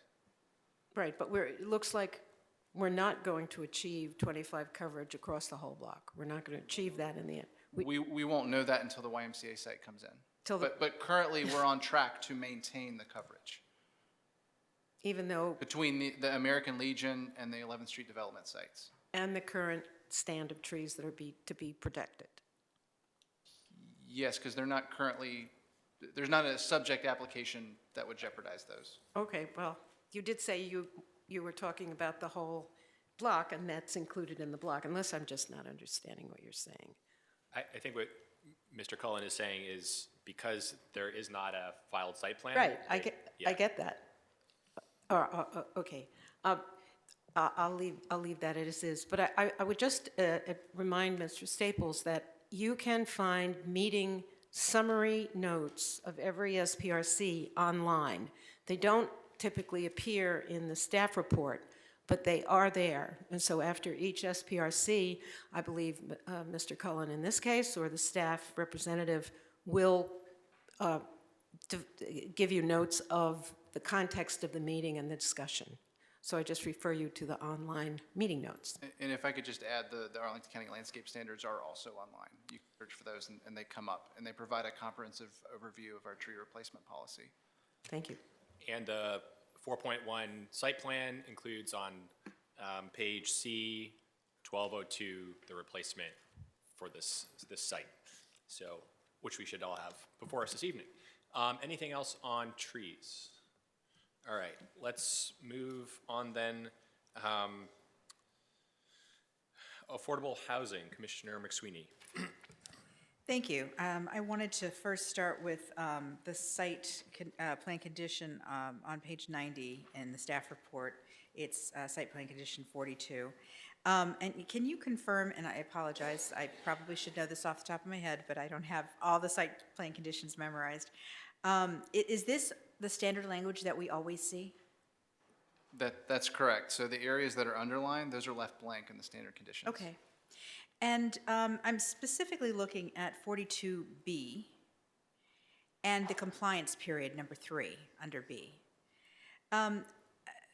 After affordable units, CAFs, when they start reaching their expiration date, the county usually has an opportunity to buy up, to extend the CAF for another, period of time. And so I was surprised when I read this again that we actually I'm not seeing language that lets us do that necessarily. And so I'm wondering where is that written, or how is that understood? I think to directly answer your question, this is the standard language, so this is what is approved with all site plan projects. So it means that we don't necessarily have the right to buy additional CAF affordability, I guess, for those units, necessarily, unless the developer allows us to do it, or the owner. Again, it's Aaron Schreiber with the Planning Division. We typically look at a site plan as having a life of 30 years. That's why most of our conditions are based upon that standard. So as a CAF, in this case, these 16 CAFs that they will be providing on site, once they reach their maturity date, they will be released back out to just the general nature market rate units. There's nothing that would preclude the applicant or the owner of the building at that time from entertaining an agreement with the county or another affordable housing provider if they wish to acquire those to continue letting those out. But our typical agreement on these projects is to have them for a 30-year time period. But you're right, there's nothing that mandates that they have to open that agreement up with us. And to be honest, I'm not sure of any existing situations where, what we've done after 30 years. So that's something we could continue to look into if that's so requested. All right. And then item number 6, which is the condominium conversion. Maybe you shouldn't have sat down. Sorry. Item number 6, which is the condominium conversion. Has staff ever considered or talked about the possibility of putting language in here that either allows the county a right of first refusal, so we could potentially make these affordable home ownership opportunities? That's an issue that we're aware of. It's come to light on some other projects, so I know it has been an issue of interest what happens in the event of condo conversions. As that condition is written, as you'll see, if the building would be converted to condos, there's a notification period. They would be continued to be leased for the term period, but there's nothing in there or anything that we've done to date that would then give us the right of first refusal. I would just remind you that a for sale unit has a much different value than a rental unit. That does factor into our calculations. So the way in which we got to the 16 units on this project was based on the rental perspective, but we are aware that that is an issue of concern in the community, and that's something that we'll continue to consider. Are there any structural changes that could be made on something like that? Thank you. And I guess my last question is about the on-site units here. I know that the language, again, in the staff report is standard language in that the applicant actually has the choice of buying out or delivering the on-site or the nearby off-site units. But there is an element in this plan where they have to deliver a certain amount on-site, correct? That's absolutely correct. And so the way this particular project is structured is that as that condition identifies, they will have an option to either provide a cash contribution or units on site or units nearby for the density at the base level. So from meeting the ordinance element, that's the component A. In this case, if they were to provide a cash contribution, I believe that that would be around $545,000. And so that's just for meeting the ordinance. So it's either $545,000, or I think that would be roughly somewhere around 4 or 5 units, somewhere in that range. In addition to that, because they are seeking additional density above the base or the maximum amount allowed in this zoning district, they are seeking an additional density through our analysis and our negotiations with them. That's how we arrived at the 16 units. That's also in combination with the contribution that's required for the upglup that's being provided. So that's why you have the 16 units. Those are being provided on site. That is not an option that they have to cash out of. So you'll be looking at a commitment of 16 units. Be eight of those will be family size, plus probably, it'll be up to the applicant, but my guess is they'll probably provide the cash contribution. But they can't get out of the 16 on site. That is required. Thank you very much. I think it's good to always remember, and you did a great job of explaining why there are on-site units that are actually not negotiable. They were negotiated, but they're not negotiable in the plan. Thank you. Thank you, Commissioner McSweeney and Mr. Schreiber, for that.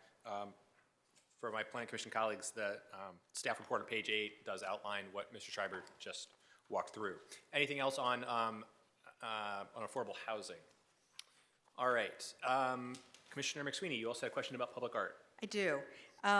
So again, I think looking at page, I think we start on page 49, it's condition 17.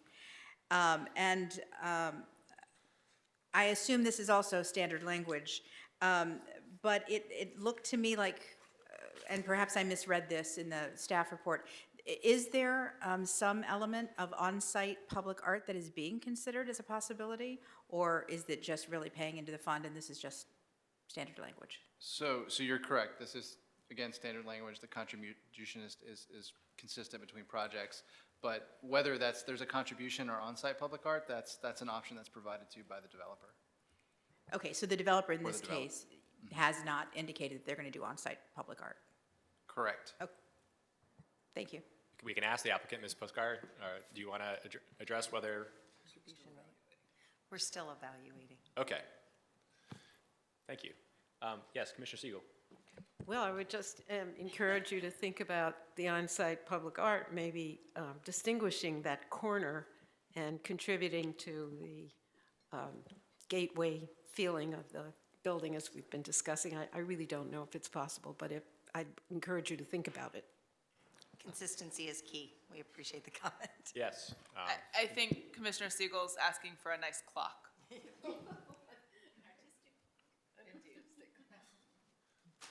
All right. So with the artistic clock, we will move on to anything else people want to discuss. I had one question about density exclusions. There's not in the, I didn't seem to find a discussion of modifications in the staff report. I know there's a great deal of discussion about the additional density, but I'm wondering, Mr. Cullen, if you could just address, are there any density exclusions, and if there are, or any requests for density exclusions, and if there are, can you kind of walk us through those? So you're correct. There is not a modification section in your report. That has been added subsequent. So that doesn't address density exclusions. The initial application did not request any, but I believe the current request does include an exclusion. I'll look to the applicant to confirm, but that would be due to a revision. Thank you, Mr. Cullen.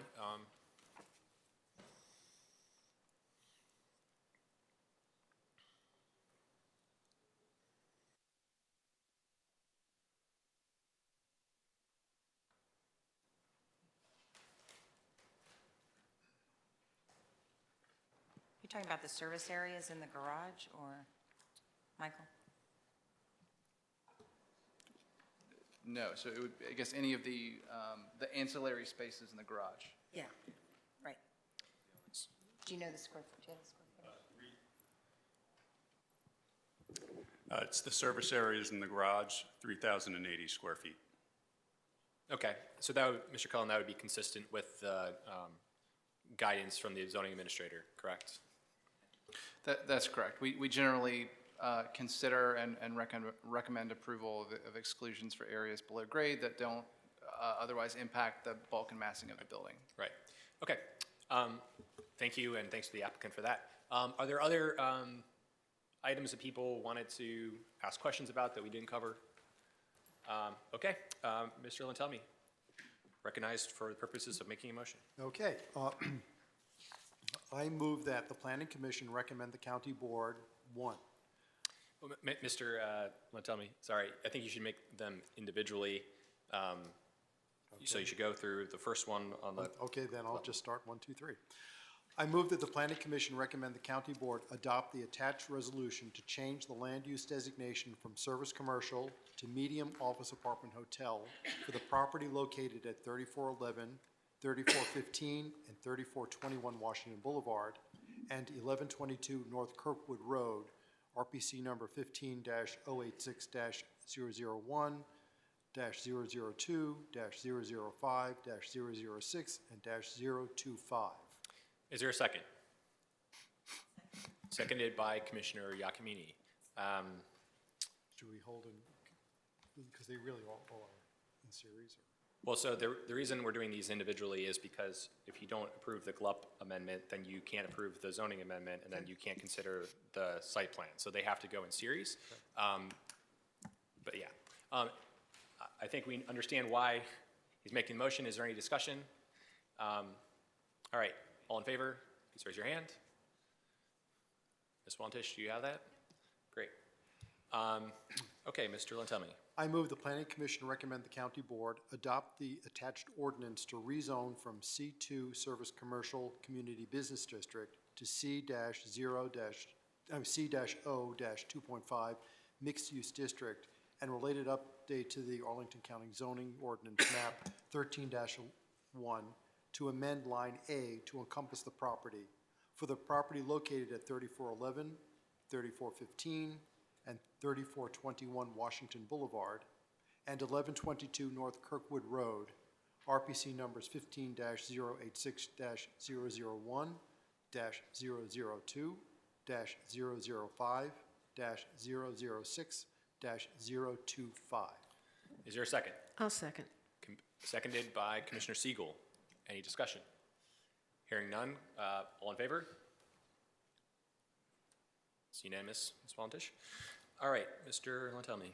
I move the Planning Commission recommend the county board adopt the attached ordinance for site plan number 450 to construct a 255-unit multifamily residential building with modifications of use regulations to include required parking, increased density, and other modifications as necessary to achieve the proposed development plan located at 3411, 3415, and 3421 Washington Boulevard, and 1122 North Kirkwood Road, RPC number 15-086-001, -002, -005, -006, -025, subject to the conditions of the attached ordinance. I'll second. Seconded by Commissioner McSweeney. Do you want to speak to your motion? Would this be the time to add additional motions, or do we want to just speak to this right now? If you want to speak to it first, and then we can see if there's any amendments. I'm supporting this project. I will want to add an amendment really to address the Ball family burial ground, though that is not part of this site plan. And because it's not part of the site plan, I do ask whether it should be a separate motion or whether an amendment to this existing. So Should be separate. Should be separate. Yeah. Yeah. Yeah. Yes. So anyway, I don't have any further amendments then for this Okay. motion. Is there any discussion or any amendment? Mr. Chairman? Yes. I have a motion that goes to adding proposing the adding of a condition to the site plan ordinance that we would be adopting? Would you rather have it with this, or would you rather have it as a separate one? It's not changing one that exists in the text, it's proposing a Can new you one. forecast what your motion would be addressing? Yes, it would be addressing the establishment of a certain amount of funds to be paid by the applicant into the already existing trust and agency fund for historic preservation. But that is connected to. Yeah, so yeah, I agree. So that would be something I would want to be moved as part of this. So, yes, Commissioner Siegel. I would just telegraph that I would have an amendment that would be part, an amendment to the main motion, kind of summarizing the discussion we had about the Kirkwood facade. That's basically what it would do. I have some language when you're ready. Okay. Sounds good. Thank you, Commissioner Siegel. So are there other commissioners that have intended motions? Yes, Commissioner Ricks. I would just amend the motion before us right now to include the 2 notches on Kirkwood that we've discussed. And I have a graphic here that I can give to staff to make that clear. So you're moving that? It's the same. I would certainly defer to Commissioner Ricks. Perhaps he could provide some language, and then maybe I would do unanimous consent and add some language too. We could do it that way. I have language. You have language. If you want to state it, either you can start by stating it as a unanimous consent request. Okay. Since there seemed to be a fair amount of, what? I'm sorry, so we're turning to other motions now, being formally made, or are you still getting a catalog? Well, I was getting a catalog, but one of our commissioners started to make a motion, so, and essentially still has the floor, Commissioner Giacomini. So, go for it. Do you have a motion you want to make, or? Well, I thought it was amending. Yes. You are. I mean, I was initially, as Commissioner Giacomini was mentioning, trying to get a sense of who had motions before actually making them. So okay. we will come back to you in that you have a motion. So we have Commissioner Giacomini, Commissioner Ricks. Commissioner McSweeney, do you have one as well? It's just really a point of order. I'm just wondering, in the past, when we have all signaled that we are interested in something, which I think is Commissioner Ricks's motion, and the applicant has actually indicated their intent to do what we asked, do we actually need a motion, is the question. Yeah, and so. Commissioner, The language, I mean, it's just very perfunctory. it's the belt and suspenders, I guess? Okay. Ms. Puskar? Yeah, and to clarify, I think we had talked about the notches that we would look at. I'm still unclear what the second piece of the proposed motion is, as to it relates to architecture, so we'll wait to hear that. Yes.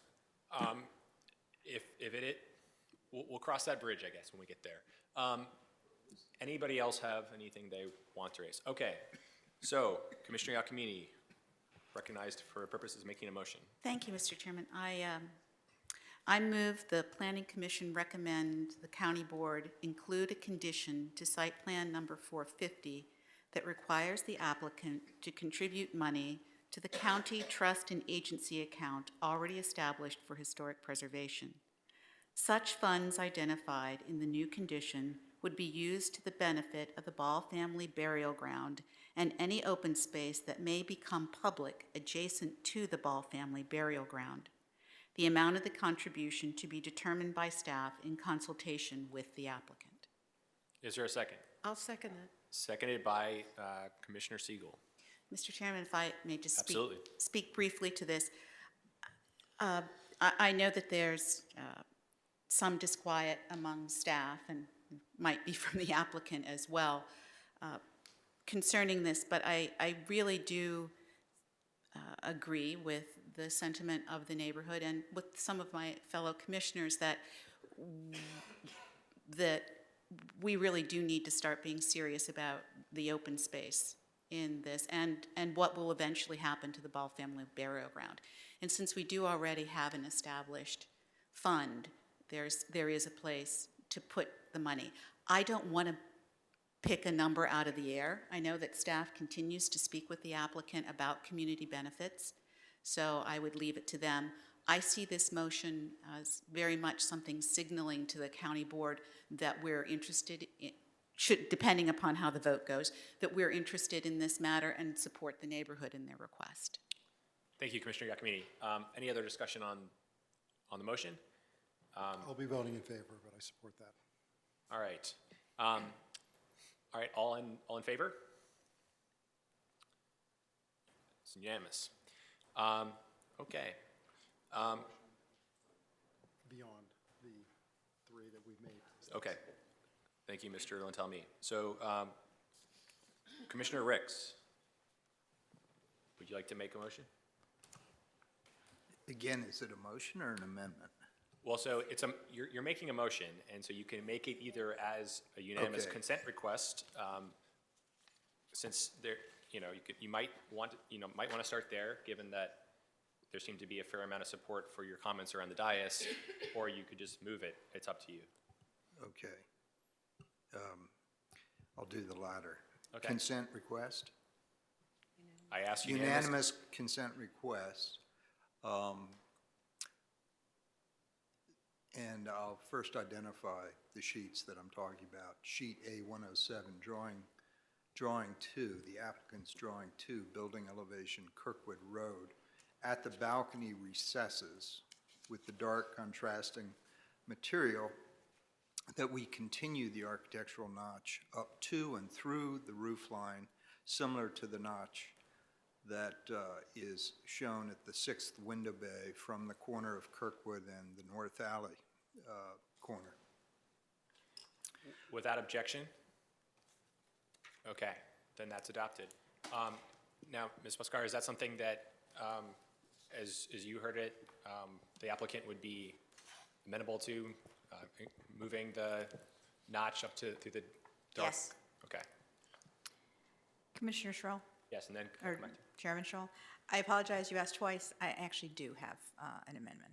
Okay. Did you say you have an objection? No, another motion, a different motion. Sorry. Yes, we did finish it, but I was wondering if I could make a comment. I just wanted to make a comment. I just want to acknowledge to the applicant that I saw when we had our discussion about the Kirkwood facade, some receptivity to some of the concerns. We make a motion so that it's clear that the board understands. We can summarize what our concern is crisply and in a pointed way, but I do want to acknowledge that I thought you heard us, and I'm grateful for that.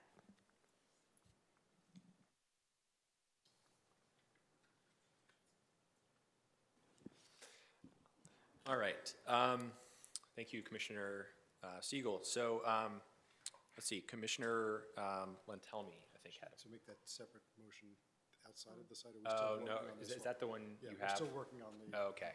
the current. I'm sorry, I misunderstood. Okay, so you have the one that we want to do later. Okay, Commissioner McSweeney.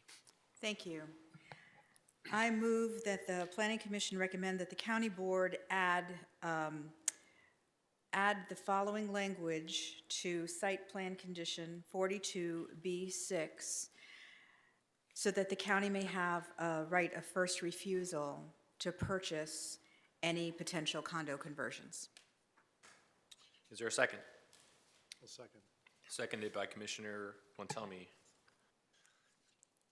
So you're on page 90, 92, or?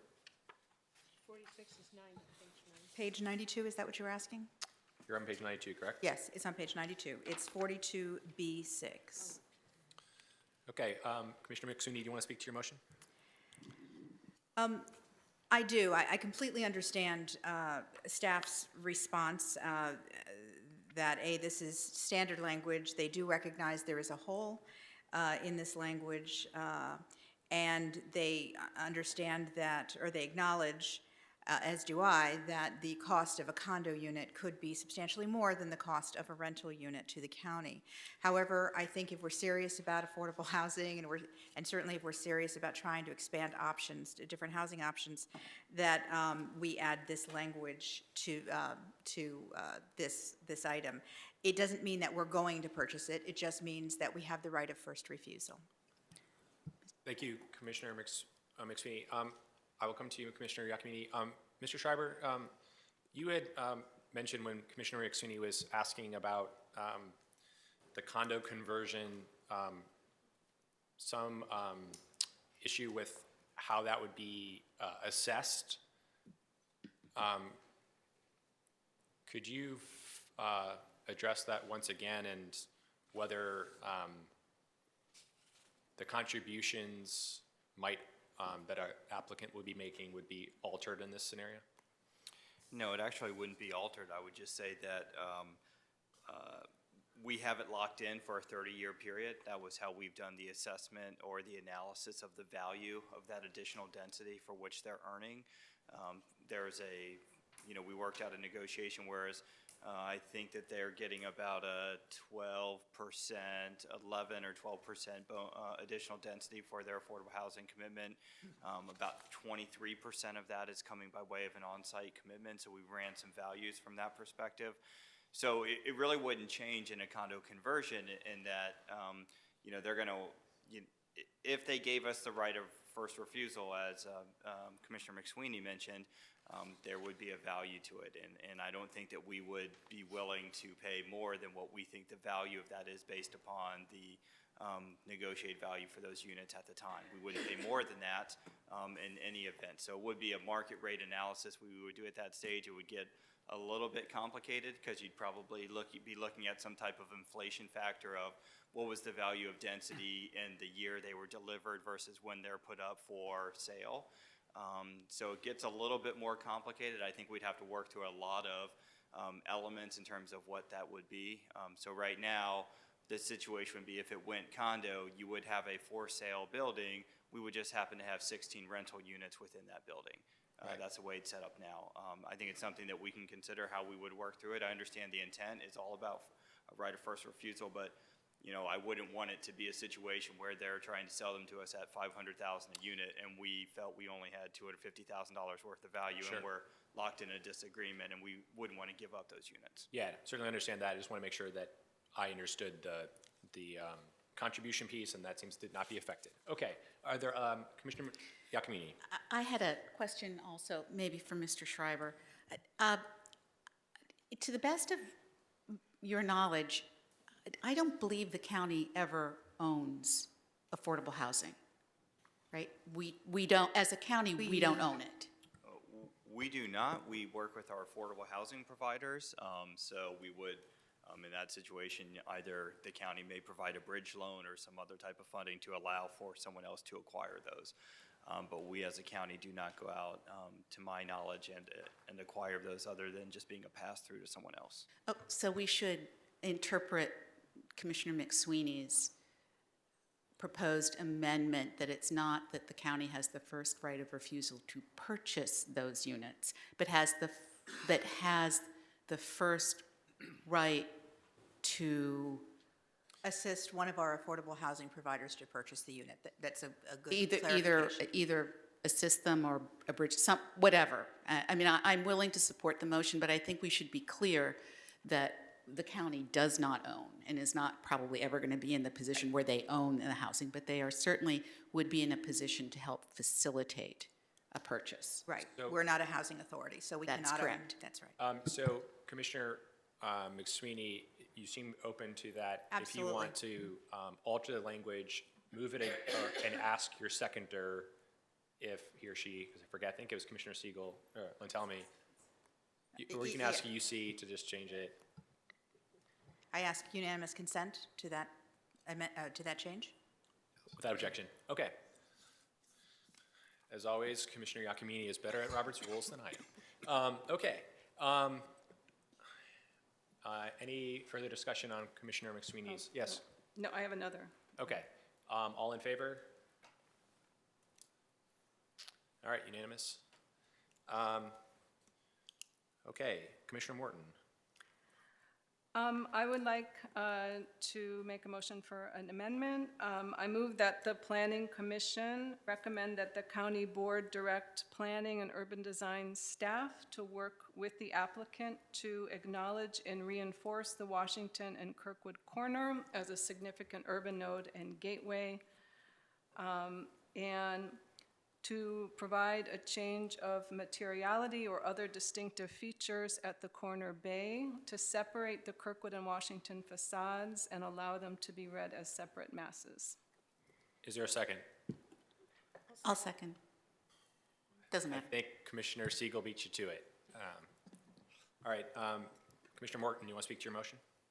Sure. So again, if you remember the letter from the Ballston Virginia Square Civic Association, they really were lamenting the missed opportunity for street activation that we've allowed by not having an entrance on the corner.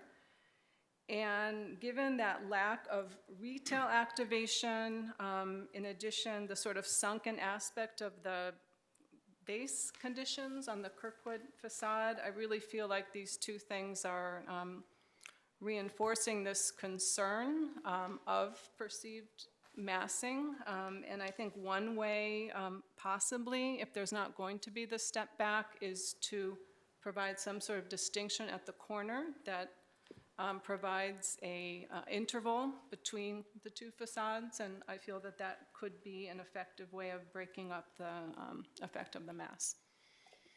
All right, any further discussion on Commissioner Morton? Yes, Commissioner Steinberger.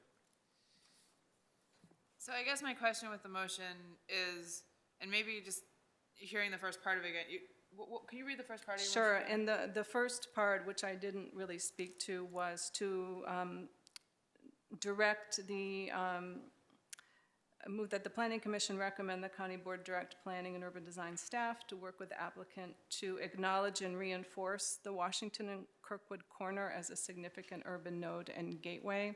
I don't have my own particular design solution for that, but I think, you know, we heard consistently at the SPRC meetings that that was something that people were concerned about.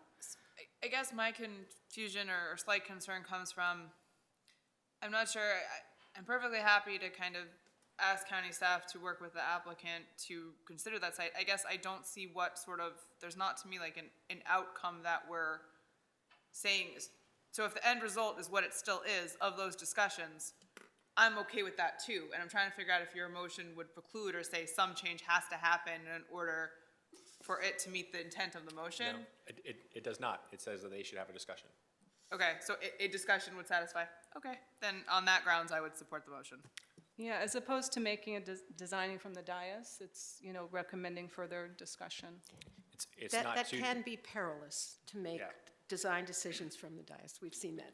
and it's also not too dissimilar from the motion that Commissioner Giacomini made, which is that, you know, discussions should take place and some conclusion could be reached, and the passive voice can be used, and we can keep moving along. Okay, any further discussion? The question comes on the motion by Commissioner Morton. All in favor? Again, unanimous, Ms. Walentish? Okay. Any other motions other than the one by Commissioner Lintelmi? Okay, so, and again, yours is separate. So, okay, so then we would, yep, the question comes on the main motion as amended. All in favor? Unanimous? Okay. Commissioner Lintelmi. Yes, I would like to make a motion.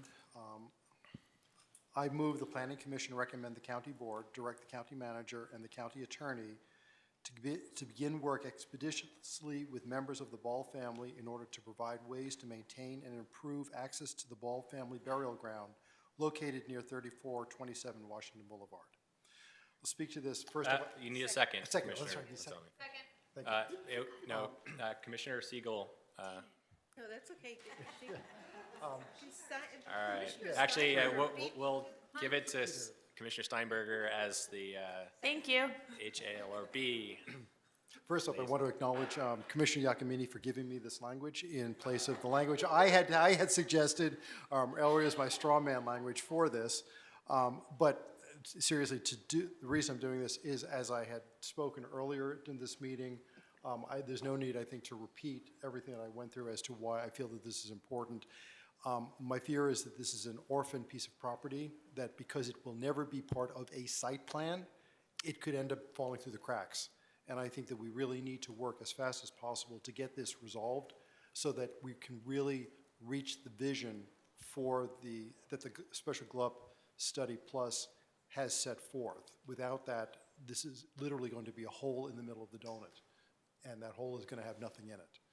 So that's what I'm going to do. But one thing I'd like to do before I do anything else, as I neglected when I went to the SPRC, to thank Mr. Cullen for all of his work on this, especially given that he welcomed a new member to his family in the middle of the whole process. So thank you, Michael. I also want to thank the developer for being responsive to the various community concerns that were raised. And I also very much want to thank the communities that came forth here for being well prepared, coming forward with well thought out suggestions and arguments throughout this entire process, and for taking it seriously and for being active through the entire process. So I thank, my hat's off to the community on this. Anyway. Thank you, Commissioner Antoni, for those kind words. Any further discussion on his motion? All right, hearing none. Question comes on that. All in favor? Again, unanimous. All right, any additional amendment? All right. I want to thank everybody for being here this evening. That concludes our discussion. Thanks to staff as well for all your research. Thanks to HP staff for that very thorough discussion. We really do appreciate it. A lot of that came out of SPRC, so we do thank you for that. Mr. Chairman, yes. Before we formally adjourn, I'd just like to ask my fellow commission members. I've gotten responses from some of you concerning availability for next Wednesday evening when we have an LRPC scheduled on HCD. And I know there are at least three other events going on, right? CCRC is that night, the open house of Fire Station 8, as well as form-based code looking at Westmont. So do I get the sense that there might only be four? And I can attend. So Sarah might be able to. Commissioner Siegel? Yes, I will be in Colorado. I have to visit family out there that week, so I'm gone the whole week. So, and I think with, given the new addition to Commissioner Weir's family and that we have Zoko the night before, and Commissioner Ricks, were you thinking of attending? It's okay if you say no. I'll give a qualified yes, maybe. Okay. I just don't have my calendar in front of me, but I'm here, I'm in town. I think I'm getting the sense, though, that we may only have 2 or 3 commissioners. So I'm going to ask staff to explore seeing if we can find another date. Commissioner Giacomini, I would greatly appreciate that, because I think we'd all really benefit from hearing about the Housing Conservation District. And I will send out a link again to the project page, because there's actually a whole host of community meetings and other meetings that we could attend to familiarize ourselves before we would have an LRPC. My understanding is staff is working towards presenting something to the county board in July as a check-in. So I think we'd want to meet before then, before that meeting, but we also have other opportunities for each of us to educate ourselves. So thank you all. Thank you, Mr. Chairman. Yep, that sounds good. So we will look for the new date for that. And we stand adjourned.